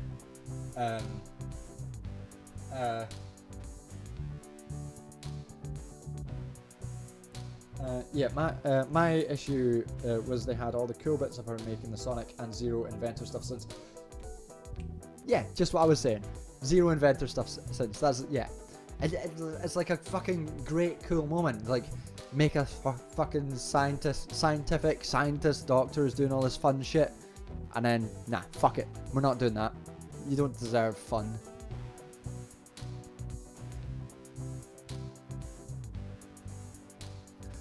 So yeah, so this thing about Chibnall and references. So I have a theory that Jodie Whittaker was told to basically ape David Tennant's performance, because a lot of her sort of like quirks and like the way she says things are really are kind of like, they just feel kind of weirdly derivative. Like they feel like characteristics of someone who's pretending to be David Tennant's Doctor, which is weird. And I think it plays into Chibnall's whole thing of only knowing Doctor Who by references, and that's what the whole timeless child thing was. The whole notion of the Doctor having lives before his first regeneration is because it is basically fan fiction that Chris Chibnall wrote, because in one episode in like the third Doctor's run, there were different actors shown in some like previous life, and it was like, we need to create a whole mythology we need to fuck up the Doctor to make this reference work. And that's what he did. He fucked up the Doctor to make this reference work. But the whole episode of this, the whole finale episode was built around fourth Doctor. Excuse me. Yes, you're right. The whole episode was references to stuff like the Doctor, the scene where the Master forces a regeneration, forces the Doctor to regenerate. First of all, is a reference to, I believe, the second Doctor is forced to regenerate into the third. Yeah, Patrick Troughton's forced to regenerate into John Pertwee, and then exiled on Earth. So that was a reference to that. Then the two boxes is clearly a reference to David Tennant's regeneration when he goes into the box to save Wilf.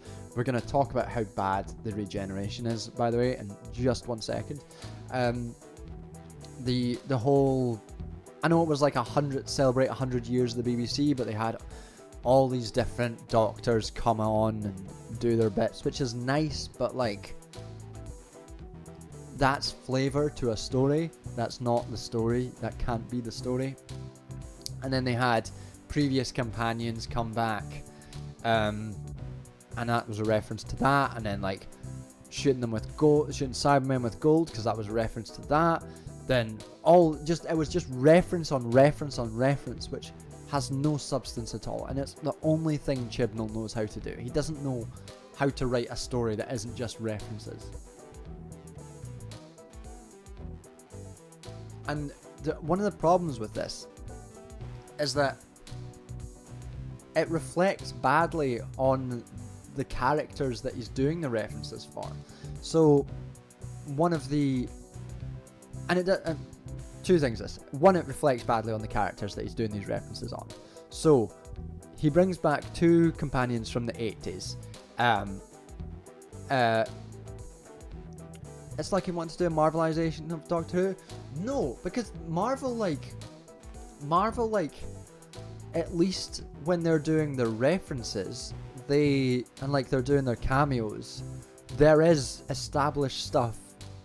Like, you have to watch it, but they have established, like, when fucking Daredevil appears in She-Hulk, at least if you've watched, at least it makes sense within the context of the show.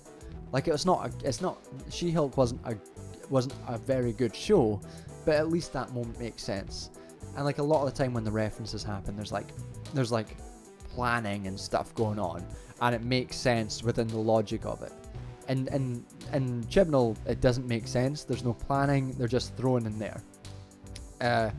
So they bring back two characters from the 1980s. Two of the Doctor's previous companions. That's a reference to those previous companions, but also a reference to David Tennant's era, where they brought back Sarah Jane Smith. Now, the difference between when they brought back Sarah Jane Smith and when they bring back these two companions is that, first of all, Sarah Jane Smith is introduced in a standalone episode where the relationship between the Doctor, Rose, and Sarah Jane Smith is explored in an interesting way, and it has character development for all of those characters.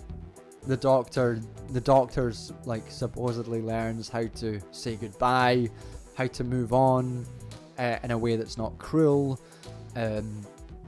Rose learns that she's not necessarily special in the way that like she's the one person that Doctor's ever interacted with, and she learns how to like overcome a degree of jealousy about that. And Sarah Jane Smith comes to terms with being left and all that stuff. That makes sense. It's a story in itself. So that when Sarah Jane Smith returns in David Tennant's last episode, there is payoff. There's an emotional interaction between this last episode and Sarah Jane being present. And you don't have to spend a whole lot of time examining the relationship between the Doctor and Sarah Jane there, because that's been established previously. As the audience are familiar with it, it makes sense. That's what a competent writer does. What Chris Chibnall does is he introduces two previous companions, then tries to have the Doctor have those moments with both companions in like 30 seconds, and you're supposed to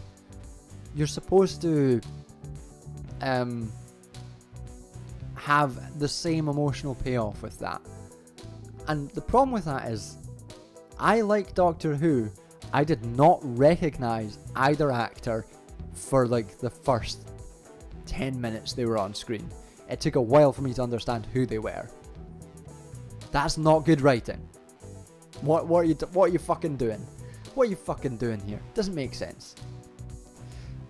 So that's the first problem. The second problem is they have the companions do shit like find guns in the floor and shoot Cybermen, and it's like, this is anti-Doctor Who.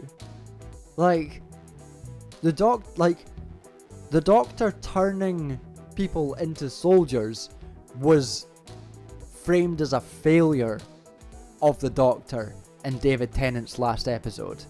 They were like it was the whole point. It was like fucking Davros says, Doctor, this is your greatest failure. You have turned these well-meaning people into soldiers. This is your problem. And that reflects on the Doctor when like the convoluted stuff, and he gets a clone of him appears and he does a terrible thing, and it's like, so the Doctor has this terrible part, and he's part of himself, and he's inadvertently pushed that onto other people. That's like a critique of the Doctor, and it's framed as his greatest failure. In Chibnall's episode, it's like, look at these fucking companions, they've got guns. Look at that. That's fucking great. The guns don't work, but at least they can shoot guns. Isn't that cool? And you're just like fucking what are you playing at? How did you get this job? What? I was gonna say something else. Oh, yes, the regeneration. Sorry, whoever reminded me about Doctor Who, this is on you. This whole like 20-minute rant, this is on you. Right, the actual regeneration of Jodie Whittaker. So, for some context, the Doctor, all the problems are solved, not really by the Doctor, but by the Doctor's AI. And the final problem is like, there is some like a creature that is powering the Cybermen or something like that. Some bullshit like that. And the Doctor is like, this is the last thing we need to solve before the end of the episode. So they go to the planet that the fucking Cybermen were on, and the way the Doctor solves this problem is by saying to the creature, "Hey, why don't you just shoot the planet?" And the creature's like, "Hey, CGAO, someone got me onto talking about Doctor Who, and it's bad. We've been talking about this for a long time. Not many people are in the chat, so I'm not sure how many people are enjoying this, but they're getting it. There's fucking 42 people are watching me rant about Doctor Who right now. Come on, Yeah, so the last fucking thing the Doctor does is tells this creature, hey, have you ever thought about shooting the planet? And the creature's like, oh, I hadn't thought about that. I'll shoot the planet now. Yeah, that'll work. And that works. And the Doctor leaves the TARDIS and the Master's there. And the Master says, like, I can't believe you've won. You're such a dickhead. Something like that. And the Doctor's just like, well, fuck you. And is walking away. And then, like, the way that the Doctor's forced into regenerating is because the planet accidentally shoots her. And that's it. It's like, other Doctors have had, like, here's how other Doctors have regenerated. Just doing new Doctor Who. Eccleston sacrifices himself to save Rose, so it's a choice. Sacrifices himself. David Tennant sacrifices himself to save Wilf. Has a big rant and rave about it, but still does, after the, like, surviving the apocalyptic event, makes the choice to save one old man, because it's the right thing to do. Matt Smith is dying after having put down roots to save one small town and also save Gallifrey from monsters. But mainly it's like framed as him standing, saving one small town, and he regenerates because and that's his choice, and he regenerates because he gets too old and the Time Lords give him some regeneration energy to help him survive. Peter Capaldi dies making a stand to save a bunch of children in a spaceship. It's his choice to stand alone, and he has a big speech about how it's not smart but it's kind. And that's the whole thing. Jodie Whittaker gets hit by an accidental laser beam. What? like that's the best you can do? Like, the whole episode is about the Master. Did you not like make it a confrontation where, I don't know, she's trying to save the Master, she's trying to do something that's like as well trodden ground at this point, but at least you could be like, oh, I've got to make the choice to try and save my friend. And that's the thing, like, maybe she's in the TARDIS and she sees the Master struggling, and like she runs out even though she knows it'll be the end of her, and that's the thing, and whatever, that's something, it's a choice. But instead she just like gets accidentally hit and is like, oh, fucking, that's me, I guess I'm going, that's me checking out for the day. It was so bad. It was such a shame, like, just such a shame to Jodie Whittaker to do that to a character. Just a fucking nothing ending.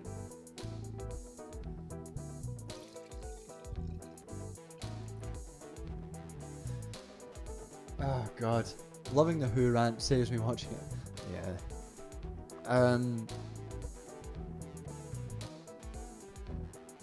Yeah, it was a dumpster fire. It was really weird. It was really, I don't, like, it's one of those things that's like easy to fix. Like, if there's any theme of the episode, it's like the Doctor and Master having some sort of relationship. And I say if there's any theme to the episode because there really is not much of a theme to the episode. It was just bizarre. And I was also disappointed they didn't give Yasmin a proper payoff, not even a last hug goodbye. Yeah, so I'll get back to that in 1 second, because the more I think about this, the more sort of bad shit I'm remembering. 45. Yeah, I don't know why fucking 45 people are just hanging around watching me rant about Doctor Who. Fucking getting jazzed about Doctor Who. Yeah. So I'll get back to Yaz in a second. So there was this one line that really tickled me in the episode. Thank you, Johnny.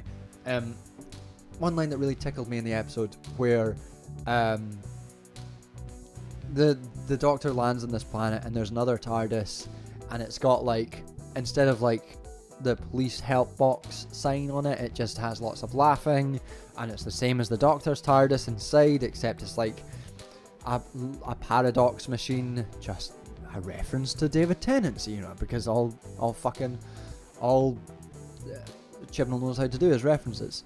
So the Doctor goes into this TARDIS, and she looks around and she screws up her eyes and she goes, it's almost like the Master is trying to mock me.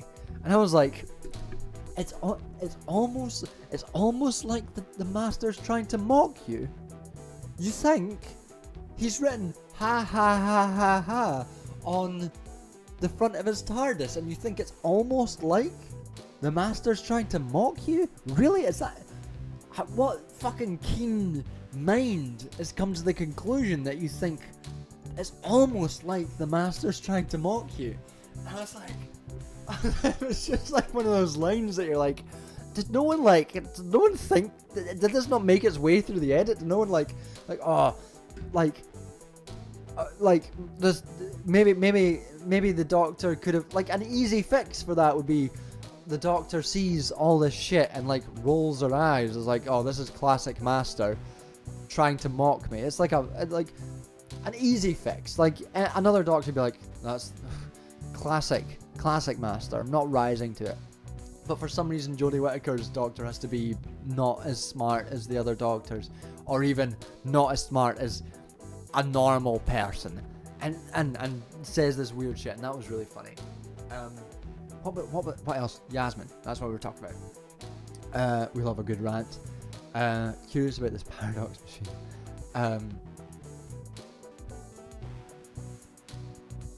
So the Yasmin stuff. So, the Rasputin thing. I'll get back to, because I think that why did I close regenerate? That doesn't bother me. Whatever, fuck it. I don't care about that. That's the sort of Doctor Who shit that doesn't need explaining. It's like, oh, our clothes regenerated. Fuck it, who cares? Yeah, the Yaz shit. So I never liked, like, the Doctor's relationship with her companions in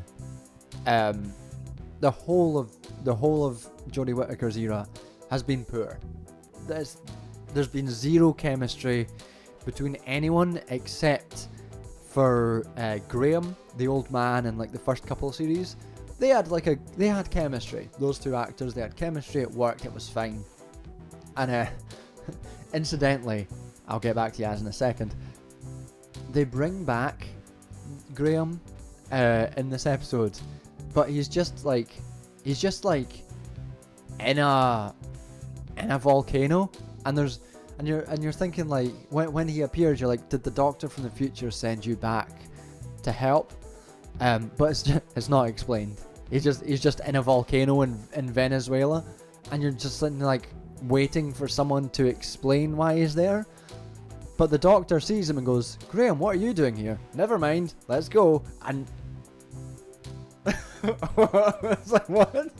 Okay, this is just a fucking 60-year-old man is just in a volcano in Venezuela. And it's just like, yeah, fuck it. Yeah, we don't need to explain this. Fuck you. That was weird. But anyway, I think part of the problem with the earlier series, and there were many problems as we have established, part of the problem with the earlier series of Jodie Whittaker's era is that there was always 3 companions, and it didn't allow you to get invested in the relationship between the Doctor and one of those companions. And by contrast, like Christopher Eccleston, David Tennant, they had Rose. And in that period, there was Rose, Mickey, Jack Harkness. But in each of those cases, there was individual interaction between the Doctor and the character. So there was adequate time to establish relationships and rapport between each character, and they had really good chemistry.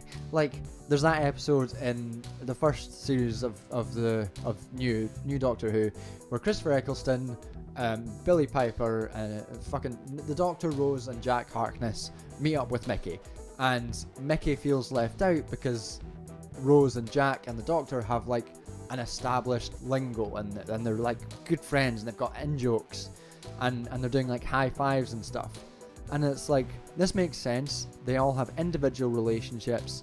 The Doctor finds Jack kind of funny, kind of like a fun egoistic character who plays off his own ego, and it's fun. Rose is, the relationship between Rose and the Doctor is well established. Makes sense. And then Mickey comes in, and the Doctor shares moments with Mickey, and those moments are also replicated when Tennant takes over. They have one-on-one conversations. Those relationships are established. That doesn't really happen with Jodie Whittaker's era. They all just sort of bundled together. They're not given the time to really interact with each other, and to really like form a rapport. At no point in Jodie Whittaker's time is there anything comparable to that, like Doctor, Jack, Rose, Mickey relationship. It just doesn't exist. There's no chemistry between them. So when it's into time and space, three-way high five. Fuck it, that's great shit. That's just like, it makes sense. You feel those characters. You know that they're friends, and they've been living in a box together for some time. It's good. With Jodie Whittaker and her cadre, there was just nothing there, and it made it really weird it felt cynical to me when they were trying to force a kind of Doctor Rose relationship between Yaz and the Doctor, because they didn't have chemistry. The two actors didn't have chemistry with each other, and the main feeling that you got was that Yaz was trying to be more like the Doctor, rather than Yaz was in love with the Doctor. And so it all felt kind of hollow and forced. It didn't feel like an organic relationship between the two of them. So come the fucking finale, after they've spent so much time kind of hinting at this relationship between the two, but not being brave enough to actually commit to it, they're just like, yeah, fuck it, doesn't matter, we're not going to reference this, we're not going to three friends living in a box together, average millennial zoomer. Exactly. How are we doing? We've been talking about Doctor Who for about 40 minutes now, and I've still got more to say. I've still got more to say because it was so bad. We're nearly out of wine though, so the stream will finish once this glass of wine is done. So the two companion departures at the end of Jodie Whittaker's series. In the first 5 minutes of the show, John Bishop leaves because he'd rather be with his girlfriend than falling off a space train. And it's like, that is a legitimate and reasonable reason to leave being with the Doctor, and other folk have left the Doctor for similar reasons. But it's within the first 5 minutes of the show. John Bishop is a terrible actor. It was like, oh no, is John Bishop going? Oh no, I'm not gonna hear forced dialogue where one of the characters refers to the other as being Sheffield and one refers to the other as being Liverpool. It's such a shame. Oh no. And he's fucking gone. And basically the only reason he's gone is because nobody cares about his character. He's got no chemistry with anyone else. Doesn't matter. The writers had no room for him. Fuck it. Fuck him off. Then Yaz's departure.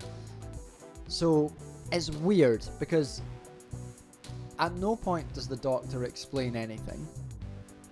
At no point is there any recognition of any sort of like feelings, romantic feelings between the two.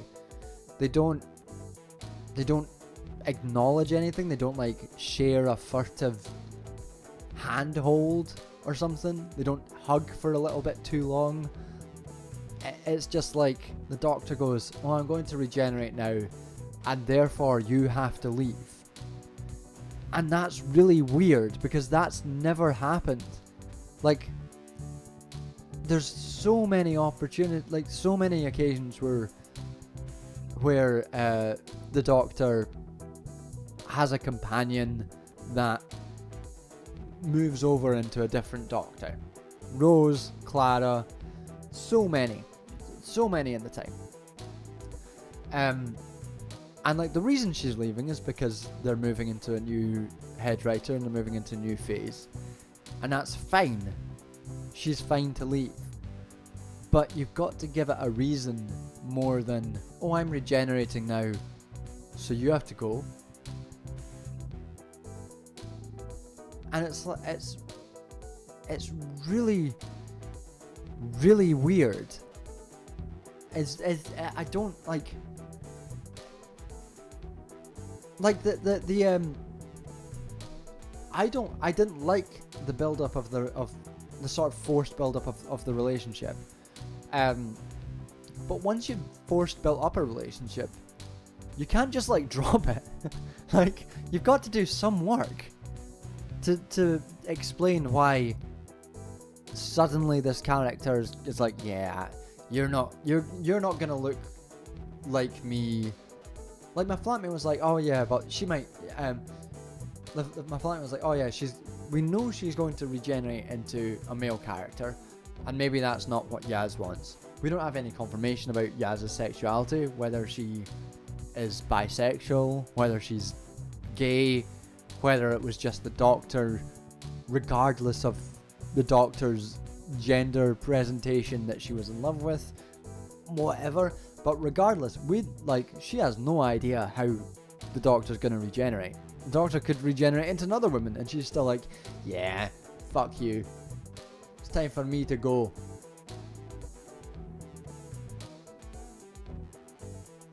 It's really, really bad. It's really bad. Does it bother anyone else that they introduced the Timeless Child and just tried to completely drop it? So, in like a storytelling, in terms of storytelling, it's not good. But I'm glad that they dropped it, because it was fucking, the whole Timeless Child stuff was really bad, and it was just bad. I mean, what they probably should have done, and this is what they should have done the whole way through, was it would make sense for the Master's actions in the last time the Master turned up would have made sense if the Timeless Child was the Master and not the Doctor. And then the Master, I mean, it still wouldn't have been great, but like, it would have made more sense. The Master's mad that people have hidden his greatness from him, so he murders everyone, whatever. And then it would have made more sense for the Master's actions in this episode. And they could have retroactively done that, and that could have been the justification for why the Master is mad at the Doctor. Because anyone remembers, the Master at the end of Capaldi's era had been like reformed and was trying to be better, and so much of Capaldi's last series is about his interactions with the Master, and the Master, again, as a reflection of Capaldi, trying to be better. And that worked, and it was like, Capaldi's last series was probably the best series that Moffat ever did. it made sense. It worked. And then the Master returns in Jodie Whittaker series, and he's just like a wee bastard again, and there's no explanation for that. But something like the Timeless Child, maybe there's explanation. It's like, yeah, the Master fucking cracks after hearing that he's been exploited by the Time Lords for billions of years. Makes sense. But, you know, these writers are not competent.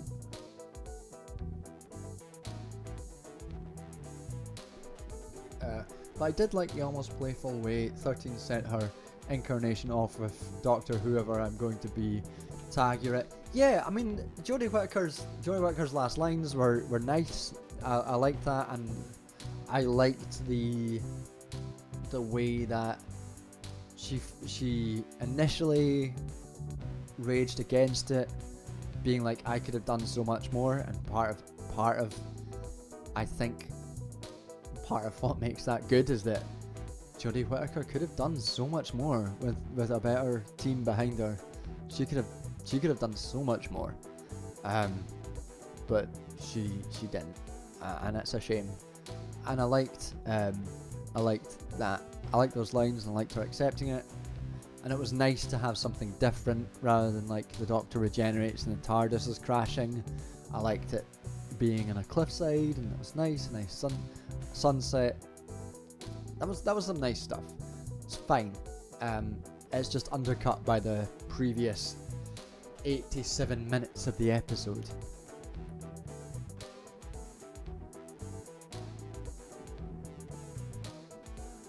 Not me personally, because I hate the Timeless Child, and I think the only way to get rid of it is ignoring it. Yeah, I mean, I just hope they ignore it for the next series. It just doesn't make sense. Fuck it.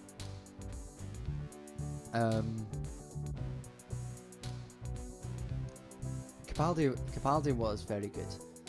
I think if it wasn't for the unevenness of Moffat's storytelling, Capaldi would be viewed of as like a similar level to Tennant in terms of iconic Doctor Who's, because Capaldi was fucking great. He was just so good, and he understood the character. He knew how to deliver a speech. The best parts, like Heaven Sent, is the best episode of Doctor Who. It's just fucking great, high concept sci-fi examination of grief. The soundtrack is brilliant. Oh, that's something else. I hope that they hire someone else to do the music for the new era of Doctor Who, because since Murray Gold left, the soundtracks and the music have been really subpar. It's been all very generic, sort of action movie soundtracks. The Doctor's theme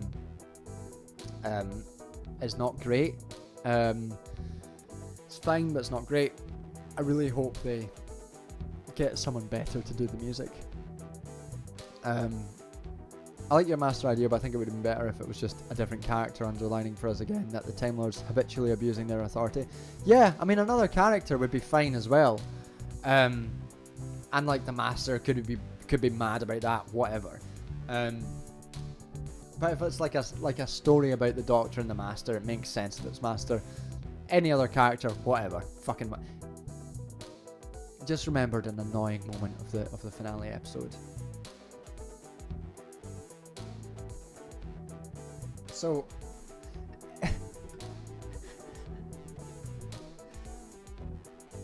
one second. I'm gonna change the music to fit this tone actually.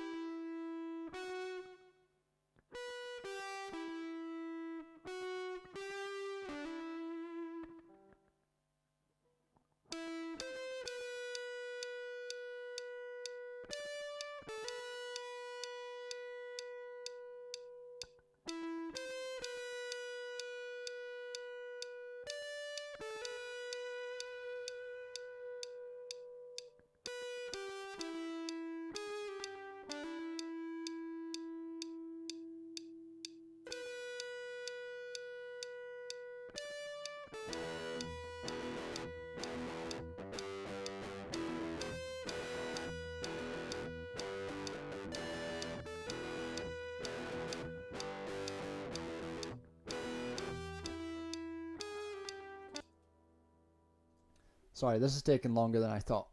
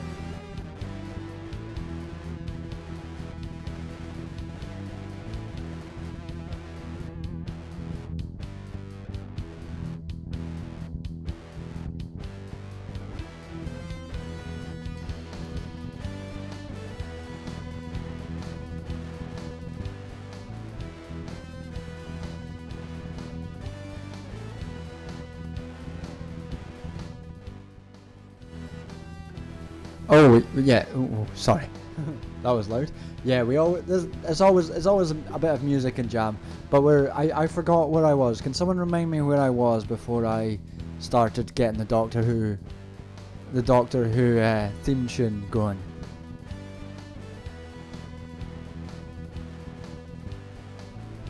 I thought I forgot where I was.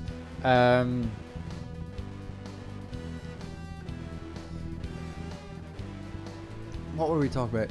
talking about the Master. I was talking about the Timeless Child. The sort of something I remember in the last episode that pissed me off. That does not narrow it down, I'm afraid.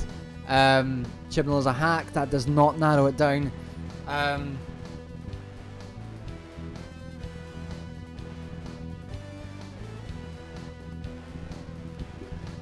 What were we talking about? And we talked about.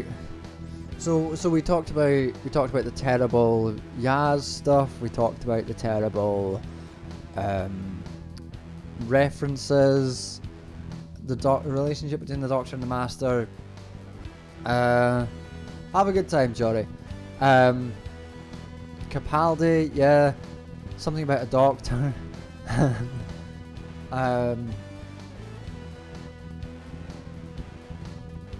What were we talking about? Oh, Rasputin. Yes. So, the Rasputin stuff. Again, all this Doctor Who talk reminds me of college. One of my clubs was full of Doctor Who nerds. We never went away. Yeah, the Rasputin thing. So the Rasputin thing is weird because, first of all, that's fine. I like the Master being Rasputin. Whatever. Fuck it. That's a fun bit. The Rasputin doing the Boney M Ra Ra Rasputin dance is another one of the examples of Chibnall doing references, because that whole section is just hugely reminiscent of the scene in season 3 where the Master has the Doctor captive and he emerges and he sings the song "I Can't Decide Whether You Should Live or Die" to the Doctor while the Doctor is captive. And it was another moment which on its own could be there could be a reason why that was fun, why that was a good moment. Like, I don't know, the Doctor has had a breakthrough, is talking to the Master, and it's like, yeah, we have understood why things are bad. The Master sort of breaks down in that. That's like, fine, whatever. Like, you could do this as like a complete rejection of what the Master, of what the Doctor's been saying. Makes sense, whatever. Instead, it's just the Doctor's been captured and is standing in a thing, and it just comes out of nowhere. The two reasons it's done is because of the meme and because it's a reference to a previous thing, and that is it sums up Chibnall's writing to a T.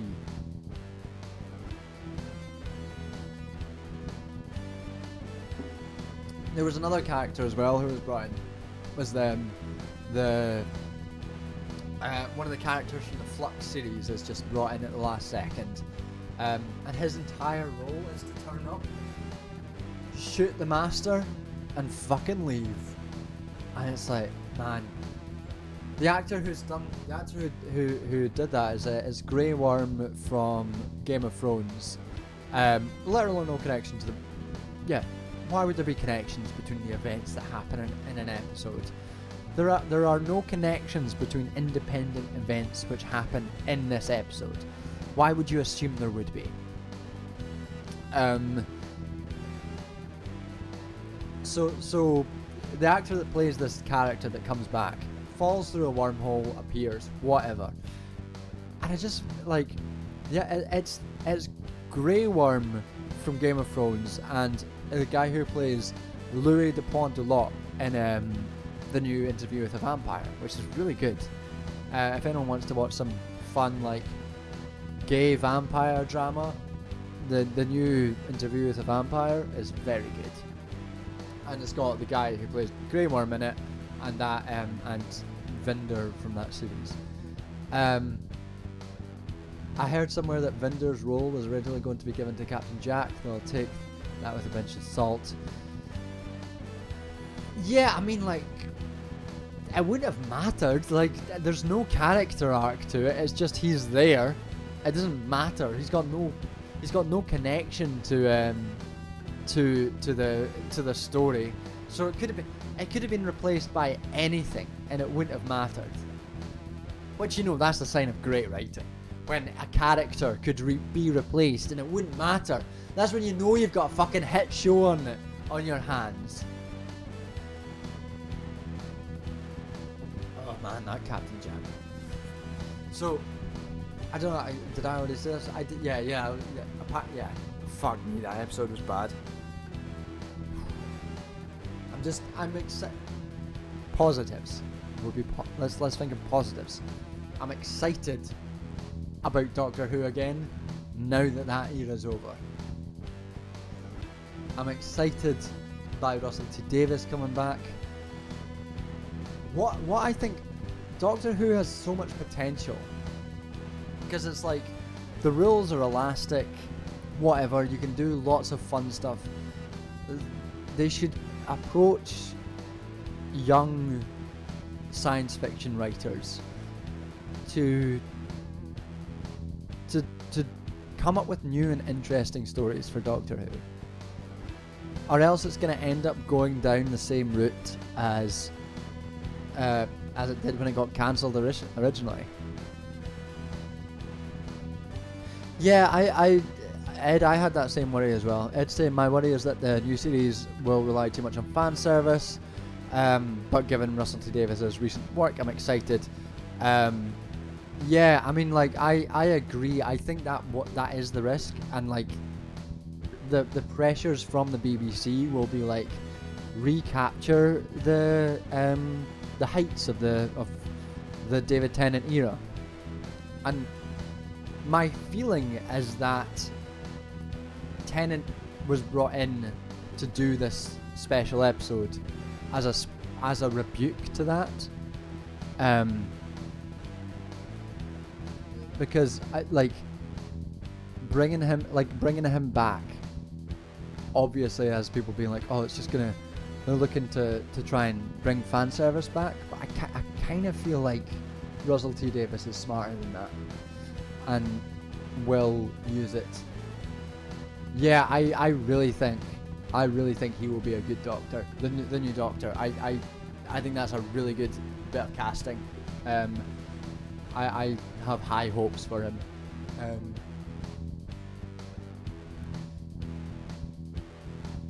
Yeah, I think that's true.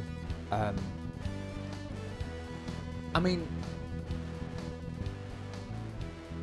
it's fucking daring that, like, Ace, I think, was the last companion before the show was cancelled, and it seems a bit like tempting fate to bring Ace back for this episode when the ratings are so bad. They know that the show is bad. Fucking hell.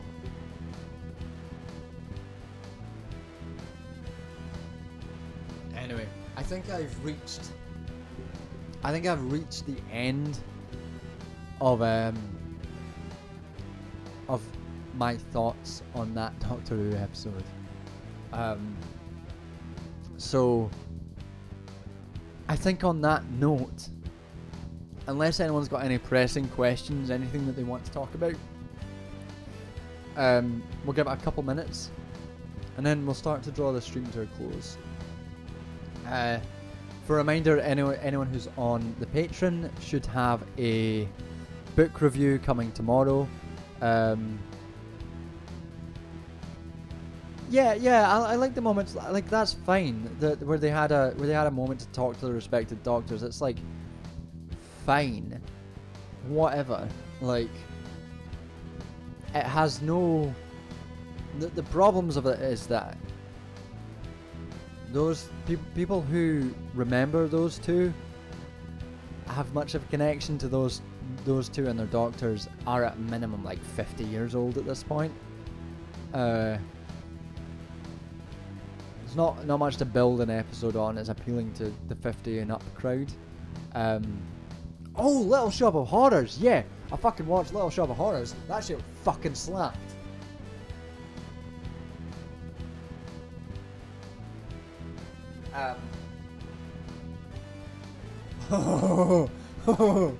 We'll talk Little Shop of Horrors, and then we'll talk Amazon. I will be back in 1 second though. I do need to use the toilet. 1 second. Yeah, I'll return in a second.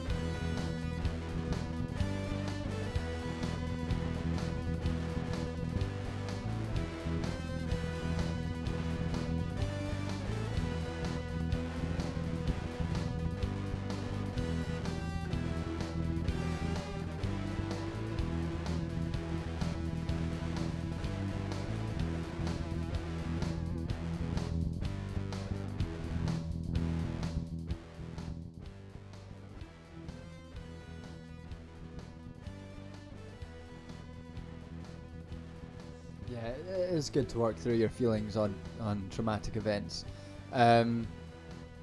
See you later, Amia.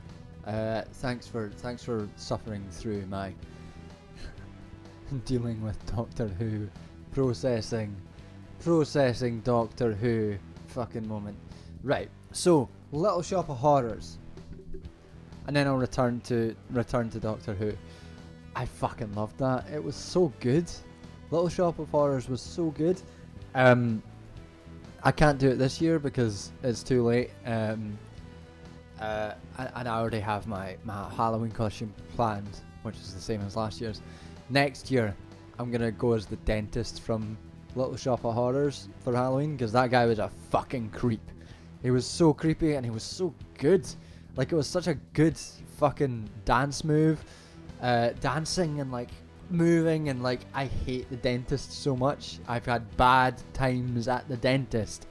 That character fucking freaked me out in a very primal way. Music was great. I liked how how have I forgotten that actor's name? The main actor from Little Shop of Horrors. Not Steve Martin. Rick Moranis. Yeah, Rick Moranis. He has such a nice voice. Not like a classic musicals voice, but like a really nice sort of understated baritone, maybe slightly higher than baritone voice, which is just nice. I really liked. Yeah, that was such a good movie, and I liked the narrators. Very clearly, Disney ripped off that that sort of narrator for Hercules.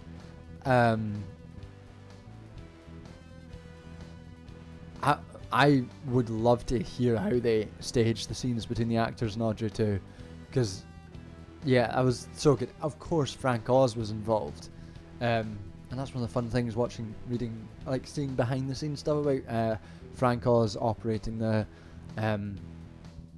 Muppet, the puppet for Yoda. The actors had to slow act while they operate. That's very cool. I do like that. That was such a good movie. Yeah, really enjoyed Little Shop of Horrors. I watched Little Shop. That night we did like a two movie extravaganza. So we watched Beetlejuice first, which I'd seen before. Love Beetlejuice, and then we watched Little Shop of Horrors. That's like a fucking perfect Halloween movie tour. A good couple movies to watch together. Would thoroughly recommend both. Right, Doctor Who, the Amazon episode.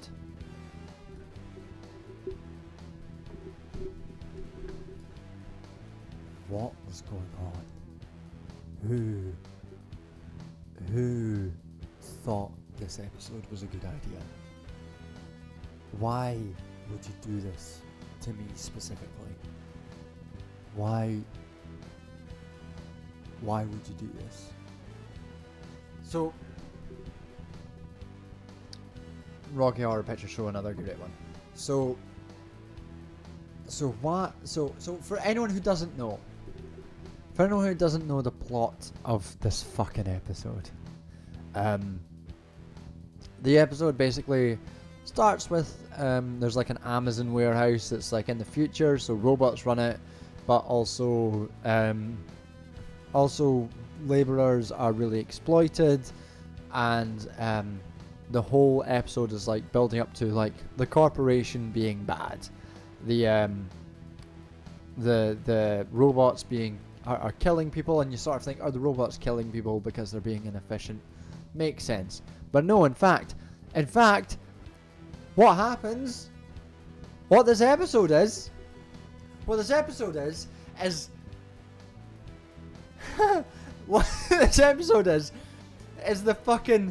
the robots are fine. The robots are fine. They're good. They're doing their shit. The bad guy is a worker who's like, yeah, my life's shit, and I killed the bosses. I killed the managers because they were shit. And the doctor's like, the doctor's speech at the end of this episode says, so the worker says, the system's fucked me. And the doctor says, it's not the system that's bad, it's people who exploit the system. People like you, the worker who exploits the system. And you're like, fuck me. How can you be this out of touch? This episode came out in 2018. How can you be this out of touch with the world that you think this is a good episode to have? Like, fuck me. It's incredible. Like, the previous episode to that, the previous series to that, 1 year earlier, not 1 year hence, has the Doctor and Bill, his companion at the time, be like, they go to a space station and a bunch of people have been killed, and the resolution to the episode is that these people are being killed because it's cheaper for the capitalist to kill the workers rather than pay them full compensation.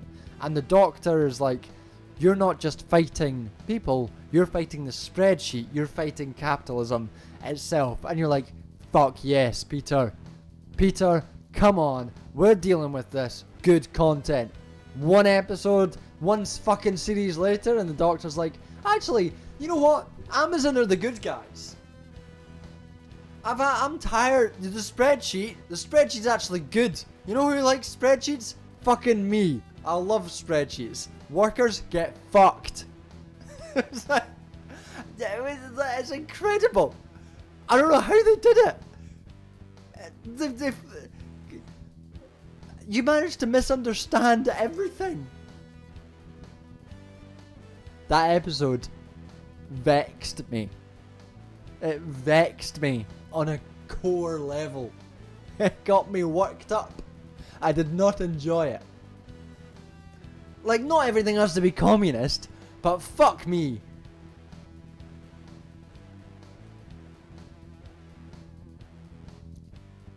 Who's that for? Like, who working a shit job is like, oh yeah, no, let's watch some sci-fi to get like either escapism or a critique of the current system. Oh, this is neither. This is the system. The current system is actually good. Yeah, no, I wanted that. That's what I wanted. Let's do that. Capaldi's last season is the best Moffat season. It's interesting. Both Matt Smith did not become the Doctor until his last series. His last series with Clara is Matt Smith's best series. 100%. And Capaldi's best series was his last. Capaldi's was much more consistent than Matt Smith's was. Yeah, better than Matt Smith's first. 100%. Matt Smith, I think, so I can see an argument. I will accept an argument. I might not agree with it, but I'll accept the position that, like, the writing is more consistent for Matt Smith in his first series. But Matt Smith playing the Doctor in his first series is not good. I don't think he's good in those early series. I think he's Matt Smith's Doctor in those first series is the Austin Powers of Doctor Who in those first series. Like, he's a parody of Doctor Who, and it's like, whatever. I mean, it's fun, whatever, but he doesn't really become a good Doctor until his last series. I do like, maybe the writing's more consistent. I don't like the crack in the universe stuff. I don't think it's fun. Why would I say something so controversial yet so brave? Yeah, I mean, it's true. I say things. I say things that other people are not brave enough to say. And then we had Capaldi's midlife crisis Doctor. I don't think Capaldi's Doctor Disco stuff was as bad. I think the worst part of Capaldi's Doctor was when he was like, "Am I a good man? Am I a?" And it's like, I think it's fine to examine the complex morality of like an ageless being, but Peter Capaldi playing like a 2,000, 3,000-year-old Doctor and sitting down next to like a 30-year-old woman being like, is the concept of good absolute? And like, you're watching being like, nah man, it's not. Where do we go from here? That wasn't very exciting to me. I think that was the worst of Capaldi's stuff, was all the "am I a good man" stuff. It was much better when they abandoned that and they just let him be himself. And I think that is reflected in probably Capaldi himself getting more control over how his Doctor is portrayed, because I know that Capaldi had a lot of influence there.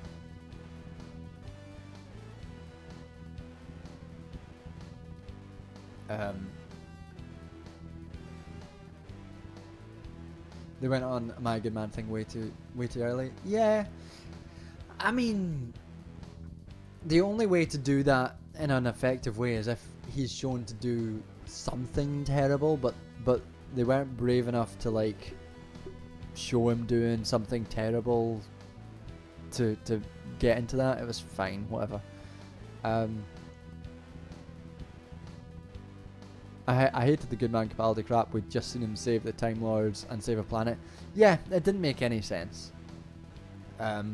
It didn't make any sense in that context. And I think they leaned slightly too heavily on the the doctor needs cards to be polite to people as a very Sherlock fucking style examination of people who might have different concepts of morality to anyone else. Like an ageless being who's focused on saving folk is like, oh, the pro-life municipality. Yeah. That was bad. Yeah, that was bad. I feel like that was bad in a different way to Kablam, because like the Amazon episode, because I feel like the pro-life Capaldi stuff was an accident of idiots who didn't know what they were doing, but the Kablam stuff was like people who thought that they were being right by talking about by specifically framing the spreadsheet and the system as not being inherently bad. I don't think they knew. I don't think that they knew it was going to be a pro-life episode. I think that is a product of men writing what they think is like a utilitarian dilemma and not realizing what they're doing. I don't think that they were. I don't think that the Doctor Who staff were writing a pro-life episode. I just don't think that's what they were trying to do. I think it would be a weird thing for them to try to do. I think it's much more likely a case of men writing women. Men writing women combined with people trying to write a utilitarian dilemma without realizing that the intersection between those two things is potentially bad.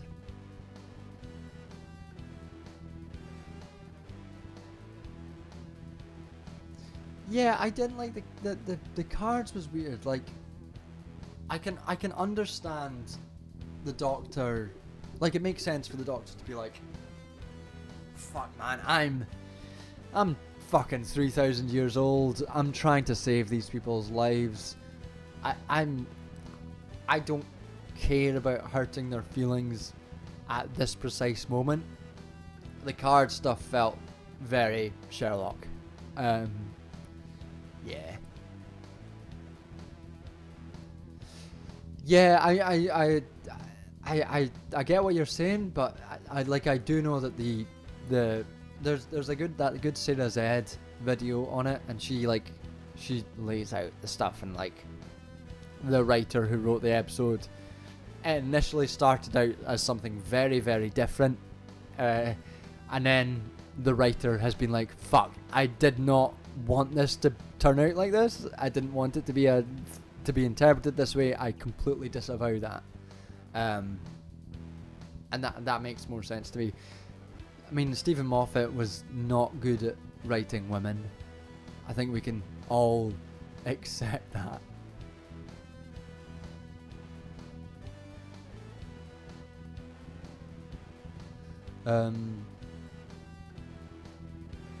It's something here calling out neurodivergence or cluster B personality types. So what I think it is it's an offshoot of Moffat's thing with Sherlock, where Moffat was writing Sherlock as a quote high functioning sociopath, which is nothing, and it's like a nothing thing.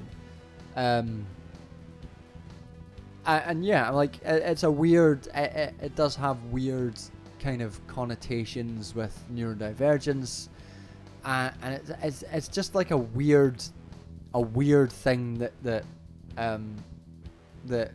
Moffat did, to like in this whole arc of like the Doctor being like, oh, am I a good man? Playing off like, oh, the Doctor's not, maybe the Doctor's not good because he doesn't care about people's feelings. It's like, yeah, I don't know, man. That sounds weird. Yeah. Lots of Moffat stuff was not great. Specifically, his stuff with women was particularly bad.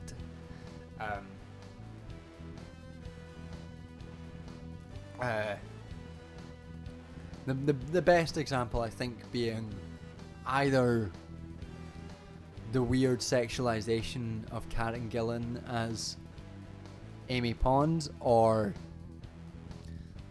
the fucking weird River Song shit that was always bad. I like, yeah, don't allow Stephen Moffat to write women. Don't allow it. Don't allow it. He's not allowed to write women. Get someone else to write women, Stephen. You're not allowed to do it. You've lost that privilege. Top 5 favourite Doctors. I mean, this is going to be biased because although I've seen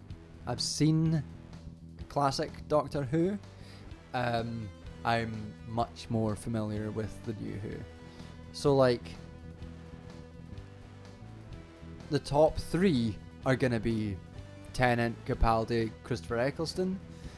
John Pertwee would come 4th because John Pertwee was the first Doctor Who episode I ever saw was John Pertwee in an Attack of the Autons.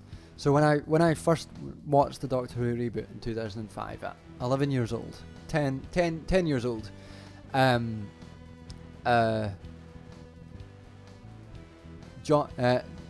only seen the John Pertwee episode, and it was about the Autons.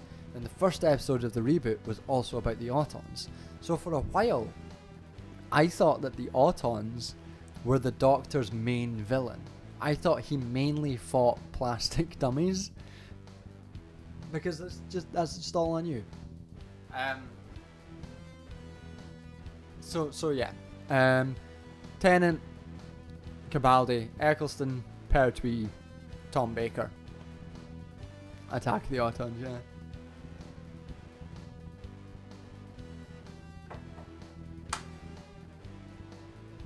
Ugh. Alright.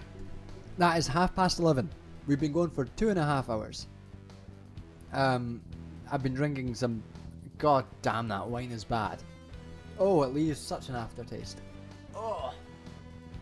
Good lord. Not buying that again. Hey, here's some free advice for you. If a wine says it's jammy, it's from Jam Shed, and it has jammy flavours, don't buy it.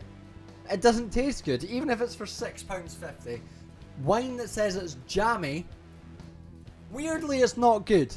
I don't know if anyone's ever thought, like, maybe jam wine? Is jam wine good? No, it's not. Jam wine is bad. Wine that says it's good, wine that says it's fucking good for mulling, bad wine. Don't drink it. £6.50. Bad. Jam Shed is good. This wine is not good, Tamash. We will argue about this when I come round. When I come out the room. Anyway. Fucking. Usually that's something of a sommelier. Yeah. Fucking jam wine. Good lord. Right, that's it. We're ending the stream. I've been annoyed by the jam wine, and I've talked about Doctor Who for about 90 minutes. Let's call it a day. Thanks everyone for coming. I'll leave the chat on for like 5 minutes. For like 5 minutes as ever. See yous later.